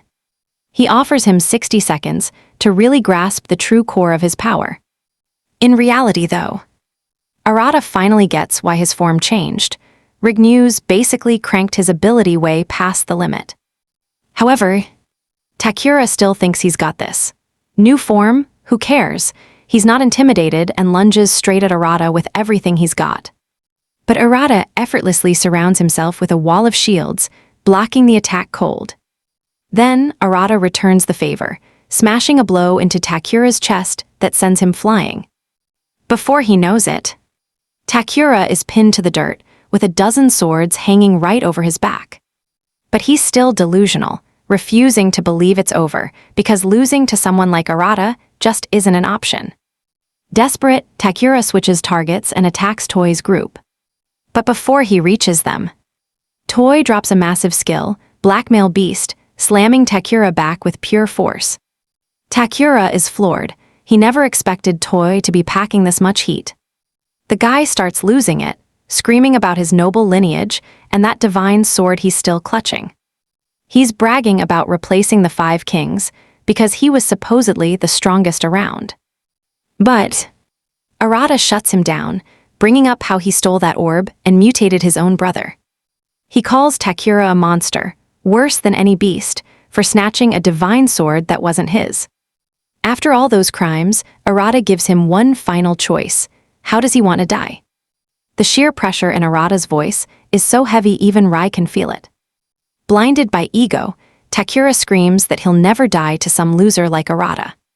He claims to be a golden slayer, trying to force a huge energy blast from his body.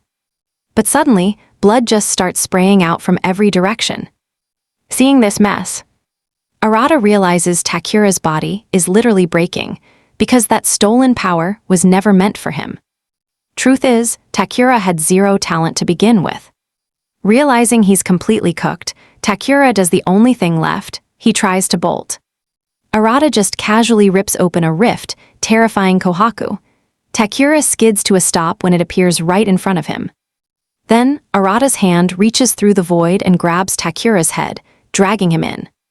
Looking absolutely terrifying, Arata tells him to stop running like a coward. He starts teasing the guy, asking what happens if he just closes the rift right now. Takura breaks down in tears, knowing his head is about to be cleanly lopped off. Right as Arata is about to finish the job, Toy grabs him from behind, begging him not to lose his humanity. She tells him he'll never be able to live with himself if he does this. Arata freezes. Her voice hits him like a truck, snapping him back. He decides to close the rift, but only on Takura's arm. The limb is severed instantly, leaving the villain screaming in agony. With the threat gone, Arata finally collapses from total exhaustion. With that, the chaos that started with that massive rift has finally come to an end. Takura was thrown into the deepest underground dungeon, stripped of his title forever. He's been sentenced to a life where he'll never see the light of day again. Arata is hitting a wall. Rignews, the entity who owns that insane power, has gone totally silent. To make matters worse, that power won't trigger anymore, no matter how hard he tries to activate it. Arata has so many questions. But he doesn't have time to dwell on it. A massive problem is looming, his official court hearing. Standing before the Irregular Treatment Council, Arata is finally ordered to step forward and answer for his actions. Daju makes it clear. The council cannot ignore his broken rules and that daring escape from the underground cell. Taking all this in, Daju looks Arata in the eye and prepares to hand down the council's final decision on his fate. Beside him stands Toy, forced into silence with a heavy gag covering her mouth. The room is packed with heavy hitters, gold slayers and council members, all watching with cold eyes. Daju points out the danger. Arata's power was so unstable it literally ripped a hole in reality. He is convinced that if this happens again, it won't just be a rift, it will be total ruin. With that said, Daju turns to the gathered slayers and asks for their honest opinions on what to do with the kid. Rei is the first to speak up, taking full blame for the rampage since she was supposed to be supervising him. She reminds everyone that without Arata, they would not have stood a chance against Takura. Ryo backs her up, arguing that while Arata might be a wild card, he is the reason those monster hordes are dead and gone. He has fought by Arata's side before and insists that he knows the boy's true character better than anyone else. Then, Takuro joins the heated debate, pointing out that they cannot simply overlook the chaos surrounding him. Even if the source of his power is a total mystery. He suggests constant surveillance, prompting Daju to ask Shion if she has anything helpful to add to the trial. Shion finally breaks her silence, wondering aloud why Arata is even a slayer if he is out there fighting for free like some kind of amateur. Daju is speechless. He cannot believe that is her only takeaway, letting out a frustrated sigh before moving on from her nonsense. Then Arata speaks.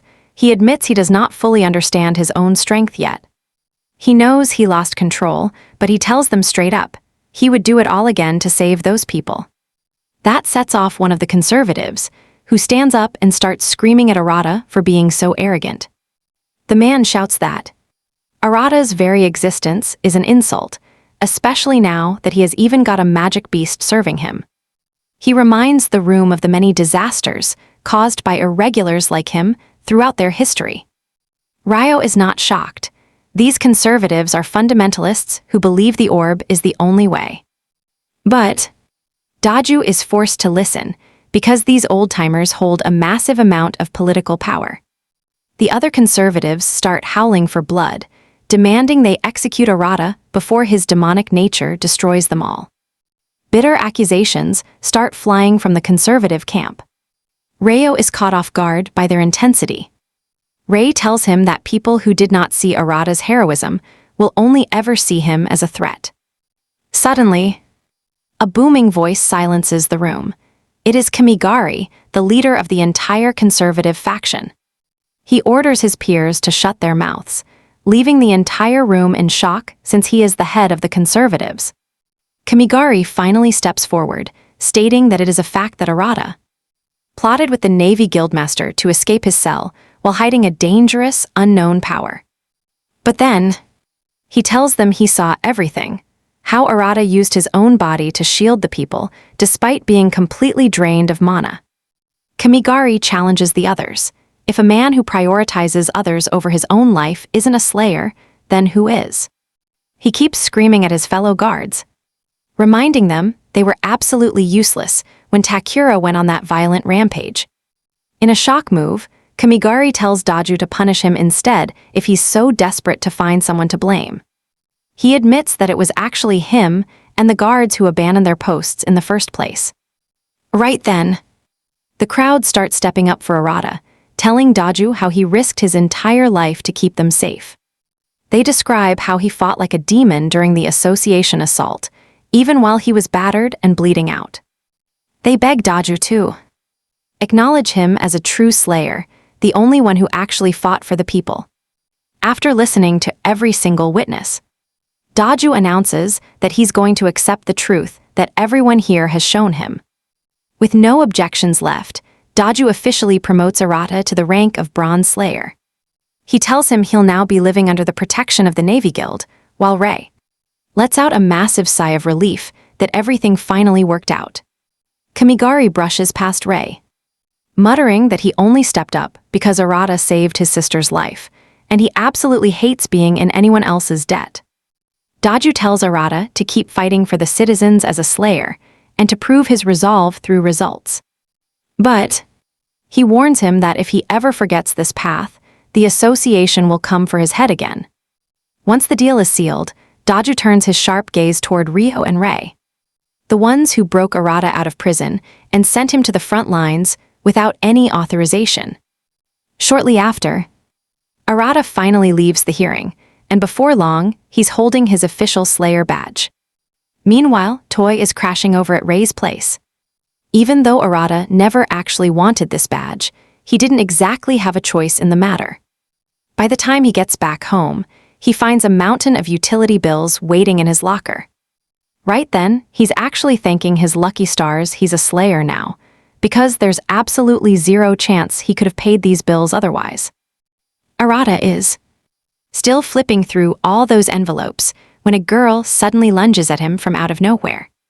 This silver-haired girl tells Arata that she's been waiting a long time for him. She's looking way too excited to see him, while Arata is just standing there completely confused. Then she grabs him and asks if he'll finally let her dissect his body. She's acting like a total creep, begging Arata to show her what's on the inside. Arata panics and blasts her back with his soot power. But getting blasted just makes the girl even more excited. She whips out surgical tools while literally drooling, telling Arata she can't wait to get inside his body. She lunges at him again, but before she makes contact, Rei's power slams her straight to the ground. Luckily for Arata, Rei showed up at the perfect moment. She already knew something crazy like this was coming. Rei pins the girl upside down, and she asks if Rei didn't. Rei. She confirms she is fully ready. Tomorrow, they are finally heading out to that research institute for the mission ahead. Once Akira hears them mention the research institute, everything clicks. He finally knows who she is. Apparently, she is the director of the Slayer Research Institute, and her name is Aki Kaibo. By the next day, Arata is stuck in Aki's lab, answering her endless questions. Aki totally loses it, hearing he tore a fissure, and actually tapped into Regnu's power. Suddenly, Aki is obsessed with finding out what is really happening inside Arata's body. Arata tells her that so much has happened lately, he has not even processed it, but he has plans. However, Aki says she simply cannot hold back anymore and restrains him, so she can get total, undiluted access. Arata cannot believe what is happening, and quickly realizes that telling Aki about his strange powers was a mistake. Right then, Aki triggers her signature skill, the one and only virtual autopsy. It's a non-invasive procedure using the water mirror scalpel, allowing for a full dissection without actually damaging him. Arata is still panicking when Rai suddenly appears, warning him that while Aki is a total pain, her skill is absolutely the real deal. Rai promises Arata that he can truly trust Aki when it comes to things like this. Turns out, even Rai was terrified of her the first time they met, too. Arata then demands to know the secrets of her skill, since he has never encountered this kind of Slayer technique before. But for Aki, she is completely stunned by the secrets hidden deep within Arata's physical form. She reveals the truth. Arata's internal structure is nothing like a normal Slayer's at all. Aki notes that Arata shares an origin with a Magi, as his internal traits are almost identical. Arata admits he is still in the dark about most of this, but he can feel his power stabilizing inside him like never before. Then comes the bombshell. Aki says his body is the key to opening the demon realm. Arata is floored. He has no clue what that is even supposed to mean. Aki switches gears, asking him if he knows what a magic rift really is. He explains it is a crack where dark souls emerge, basically a dungeon that vanishes once you defeat the boss inside. Aki nods, comparing it to a limited-time dungeon, but she points out that the structures inside suggest an altered history where monsters speak human languages. She mentions some monsters even form organized groups with their own specific goals. This proves they are not just random rifts, but doorways to an entirely separate world. Aki explains that the magic rift is actually just a corridor for dark souls arriving from the demon realm. Aki confesses that they still do not know much, since her theories are mostly based on calculated guesses. She tells Arata there is a secret path from the magic rift into the demon realm, and he must find it. Basically, the secret of the magic rifts is buried somewhere deep within the demon realm itself. Arata finally gets the picture. He is expected to hunt down the guy residing in the demon realm. But then Aki mentions one more detail about his body that is seriously bugging her. She mentions that while observing his Kai circulation, she saw the distinct color of a presence other than himself. It is something separate from Regnew's, which sends a cold shiver down Arata's spine. However, Aki admits she is still guessing, since Arata is the first case of his kind she has ever handled. Rai then warns Arata to stay alert, because no slayer in history has ever set foot in the demon realm. Rai warns, no one knows what hides in the demon realm, or if they will even let him exist there. Arata knows the danger, but he is not backing down. He believes if he does not head to the demon realm soon, nothing will ever change. Aki gets where he is coming from, but she is still worried. She says they would not be struggling if they actually knew the way. Still, Arata makes it clear he does not have time to play around. And besides, there is only one way to figure out how to get there. Aki immediately asks what he is planning. What does he mean? His answer, he is going to force the truth out of Regnew's. Arata has been thinking. It seems Regnew's needs him alive, which is definitely his only real advantage. He asks if Aki can perform surgery, and she reveals she was the one who saved Ray's life. That is all he needs to hear. It is time to put his plan in motion. Then, no hesitation. He drives his blade into his own neck and collapses immediately. In an instant, he finds himself back inside that strange space with Regnew's. Regnew's calls him a total idiot, but Arata just gives him a confident smirk. He knew the spirit would show up eventually.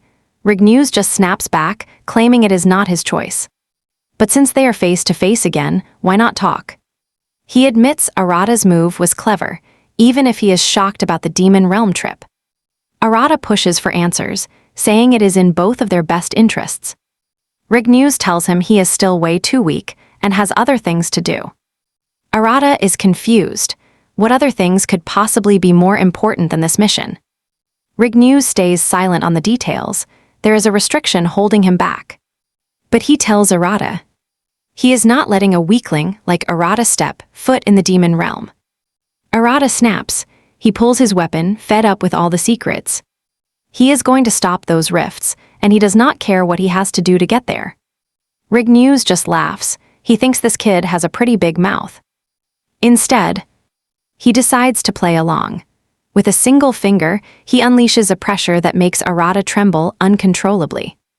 Regnew's is barely using one hand, and Arata is already shaking like a leaf. It would be a waste if he dies, but Regnew's has no choice. He is going to push the boy to his absolute breaking point. Since he is ready to die, he better be ready to fight. Regnew's demands he shows every ounce of power he has right here and now. Arata is beyond furious, but he steels himself for the battle. Regnew's is loving the intensity. He wants real proof of that power. Arata lunges forward, telling him to shut up and spill the truth. Regnew's mocks his desperation. He really wants that way in, does he not? Suddenly, the chains around his neck begin to glow a deep red. Regnew's tells him if he wants the secret, he has to break the seal first. Arata fires a massive blast, but Regnew's brushes it off like nothing. Regnew's laughs. Is that really the best he can do? Pathetic. He warns him to step it up, or he is going to die right here in this space. Rignews claims he has no desire to take Arata's life. But he literally can't hold back due to those pesky restrictions. Arata is officially done hearing about restrictions and rules. Calling him pathetic, and Rignews actually agrees he is shameless. Rignews demands to see his true power if he wants to survive. Before Arata can react, Rignews completely overwhelms him. He hits the dirt hard, blood spraying everywhere. It hits Arata then. Rignews is on a completely different level, even with one arm. Just one single strike leaves Arata shattered and barely able to move. Rignews is disappointed by this pathetic showing and tells him to step it up. Arata assures Rignews that he is not quitting now, because this pain is nothing compared to what his brother endured. Rignews is impressed that the kid isn't ready to fold yet, explaining that soot is what survives at the very end, even after being scorched by the fires of hell. Rignews promises Arata that he has given him that same power, urging him to fight with everything he has. Rignews tries to crush him with raw energy, but Arata slices right through the blast. Arata figured out they share the same source, so he just hijacked the entire connection. He rains down a barrage of soot weapons, earning a compliment for his quick thinking. But Rignews warns him that he can do everything Arata does, but better. He blocks every strike while mocking him, asking if that's all he's got. Rignews retaliates with a storm of blades, but Arata's water shield holds firm. He manages to do this. But one rogue blade slips through, slicing deep into Arata's shoulder. Arata spots an opening, but Rignews just laughs in his face. He keeps taunting him, demanding that the kid show him something actually worth his time. Arata draws his sword once more. But Rignews isn't impressed, believing that Arata is only good at swinging his power around like a novice. Fed up with the talking, Arata dashes forward using a soot screen as cover. Rignews isn't fooled, thinking Arata is just relying on cheap tricks to win. He stays perfectly calm as dozens of weapons fly his way. He claims that no amount of copies will make a difference. But suddenly, those words taste like ash as Arata appears right in front of him. Rignews thinks he's safe, but Arata strikes the chains wrapped around his body with a sword full of water energy. It's infused with Aoi's specific elemental power. The chains shatter instantly, leaving Rignews completely stunned. Arata is pumped that his gamble actually paid off. And just as he thought, soot control is useless against the power of water. Plus, he realized those chains were the key to the restriction. Rignews laughs out loud, finally realizing that Arata used the water power while everything else was just a decoy. Suddenly, Arata feels his arm getting swallowed by intense soot. And Rignews tells him this is his chance to absorb all the power he can, so he can truly become stronger. It is finally time for him to unlock the soot's true potential. Meanwhile, on the outside, Iki has finished healing Arata's neck, and now they just have to wait for him to wake up. Rei is pacing. Hours have passed, and she is getting seriously worried about him. Suddenly, Arata bolts upright, screaming as if he just saw a ghost. Rei rushes over to check on him, but he boldly claims he is fine, and his wounds do not even sting. He is about to keep talking when Rei slaps his mouth. Iki and Arata are both stunned by Rei's sudden action. Rei snaps, telling him to stop acting like no one would be sad if he died. Plus, she warns him that if he dies, Aoi might actually die too. Arata finally gets it. She is just scared. He quietly apologizes for being so reckless. She warns him never to worry her again. After all, he is her guild member. Arata promises to be on his best behavior. But that slap finally kicks in. He starts howling in pain as his cheek begins burning. Rei just smirks. He should have known her slaps are not exactly normal hits. Regardless, Arata has good news. He actually managed to squeeze the truth out of Rignews. Later, the team meets the Golden Slayers to share the intel Arata took from Rienias. Ryo is not buying it. He asks if they can really trust Rignews. Why would a guy like that leak secrets? Arata stands firm. Rignews was definitely telling the truth. And Rei is right behind him. admitting she has no idea how he did it, but the info is solid. Arata literally risked everything just to uncover that hidden secret. Now Takuto is as impatient as we are. He wants that method. Arata finally talks, the path to the demon realm, defeating an S-rank boss. After the boss falls, he is expected to create his own rift to cross to the other side. Takuto is stunned. He has always been fascinated by Arata's unique set of powers. Daju is not excited. He knows an S-rank rift is basically a death sentence. Basically, an A-rank rift equals the power of an entire nation's army. That makes an S-rank nothing less than a global disaster threat. Historically, only a few have ever appeared. They are that legendary and that dangerous. Ryo sighs, pulling off a stunt like that. It sounds like pure fiction. We do not even know when the next one will appear. But Arata is ready. Ryo points out that timing is not the issue, Arata's strength is. Right now, he stands zero chance against an S-rank monster. Usually, when these things appear, at least 2 golden slayers are assigned just to stand a fighting chance. Bronze and silver ranks, their survival rate is exactly 0. But even with those odds, Arata is locked in. He is going to that demon realm no matter what. He is tired of people living in fear of these rifts. Daju actually agrees. Finally, the slayers might take the fight to them instead of just waiting around. There is just one tiny hurdle. Arata needs more power. Fast. Shiin has the answer. She suggests Arata take on the dead-minute trial. And she is going to be the one standing in his way. Rei's jaw drops. Nobody is crazy enough to try this against a gold-rank slayer, not until now. Ryo, however, completely chill. He knows Arata needs this brutal grind to survive the absolute nightmare waiting inside that S-rank rift.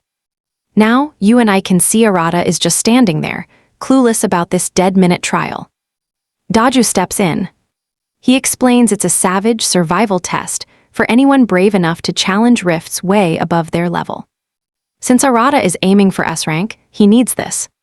Daju is convinced our boy has the guts to actually pull this off. The trial is simple but deadly. You have to survive against 3 high-ranking slayers for 1 full minute. Pure, unfiltered combat for 60 seconds. Survival is the only goal, especially since that S-rank rift could pop open at any second. They must be ready. Daju wants Arata ready, so they don't waste the opportunity when that rift finally appears. It's dangerous, sure, but Arata, he doesn't hesitate for a single second. No time to waste, trial starts. 10 seconds.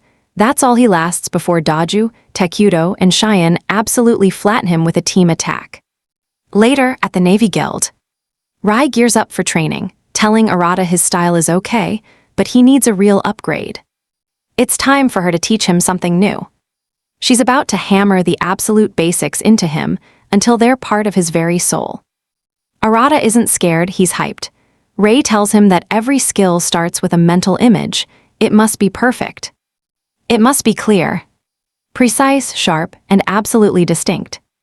Rai tries explaining it in simple terms, but poor Arata looks like he's trying to solve advanced physics. After the lecture, she points at a water wall. Mission, 10,000 repetitions of his basic skills. Do it right and the rewards will be massive. Get to work, kid. Arata and Toy face the wall and start unleashing an endless storm of attacks. Hours later, they finally finish, but they're both panting like a pack of 30 tired dogs. Just when they think they're done, Rai drops a bomb, 20,000 more. The guys are devastated. Her logic, the real training only starts once you feel like you've already hit your limit. A few hours more. They're beyond exhausted, collapsing into the dirt because they can't even lift a single finger anymore. Suddenly, the water wall collapses. Arata moves on pure instinct, shredding the water before it hits.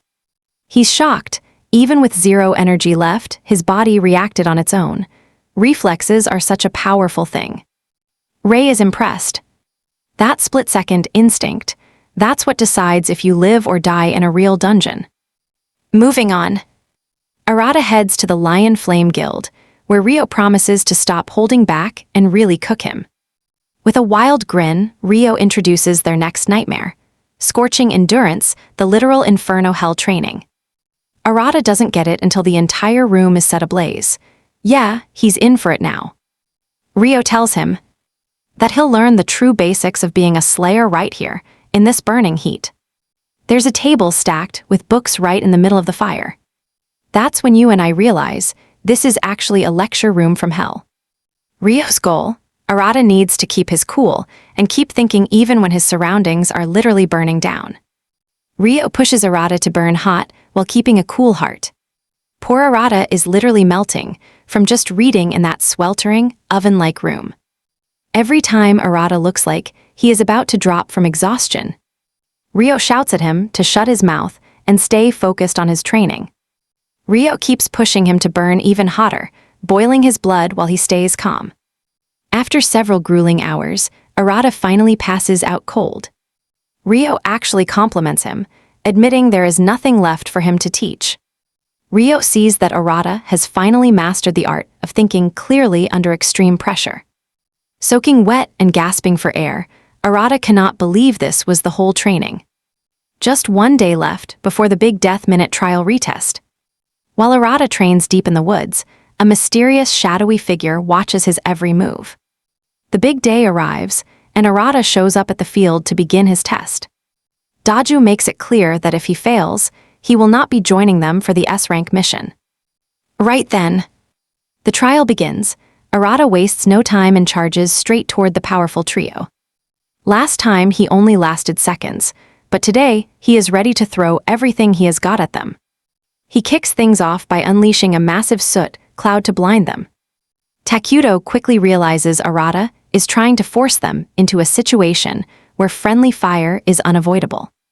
After clearing the air with a blast, Takudo sees that Arata has laid out a double trap. Takudo gets stuck in a muddy swamp, and he is actually quite impressed. Meanwhile, Daju takes his turn. He goes on the offensive, trying to end the match quickly with a powerful skill. But Daju used that exact same move in their previous fight. Arata was ready for it. He counters the skill with almost no effort at all. Seeing this, Daju is both impressed and completely stunned by the boy's progress. It shows just how fast Arata can adapt to an opponent's fighting style. Since Arata is stuck midair, Sheen thinks he is an easy target and blasts him with a massive wave of lightning that triggers a huge explosion. However, when the smoke clears, they realize that lightning only hit a dummy, not the real Arata. Arata is still floating high up. He prepares to use every lesson he has learned so far. Locking onto the trio below him, Arata finally activates a powerful skill. Burst Cannon, he fires a massive stream of soot down at them. Takudo is impressed by the momentum, but he thinks the match is officially over now. The trio fires off their most powerful skills all at once. A massive explosion rocks the field.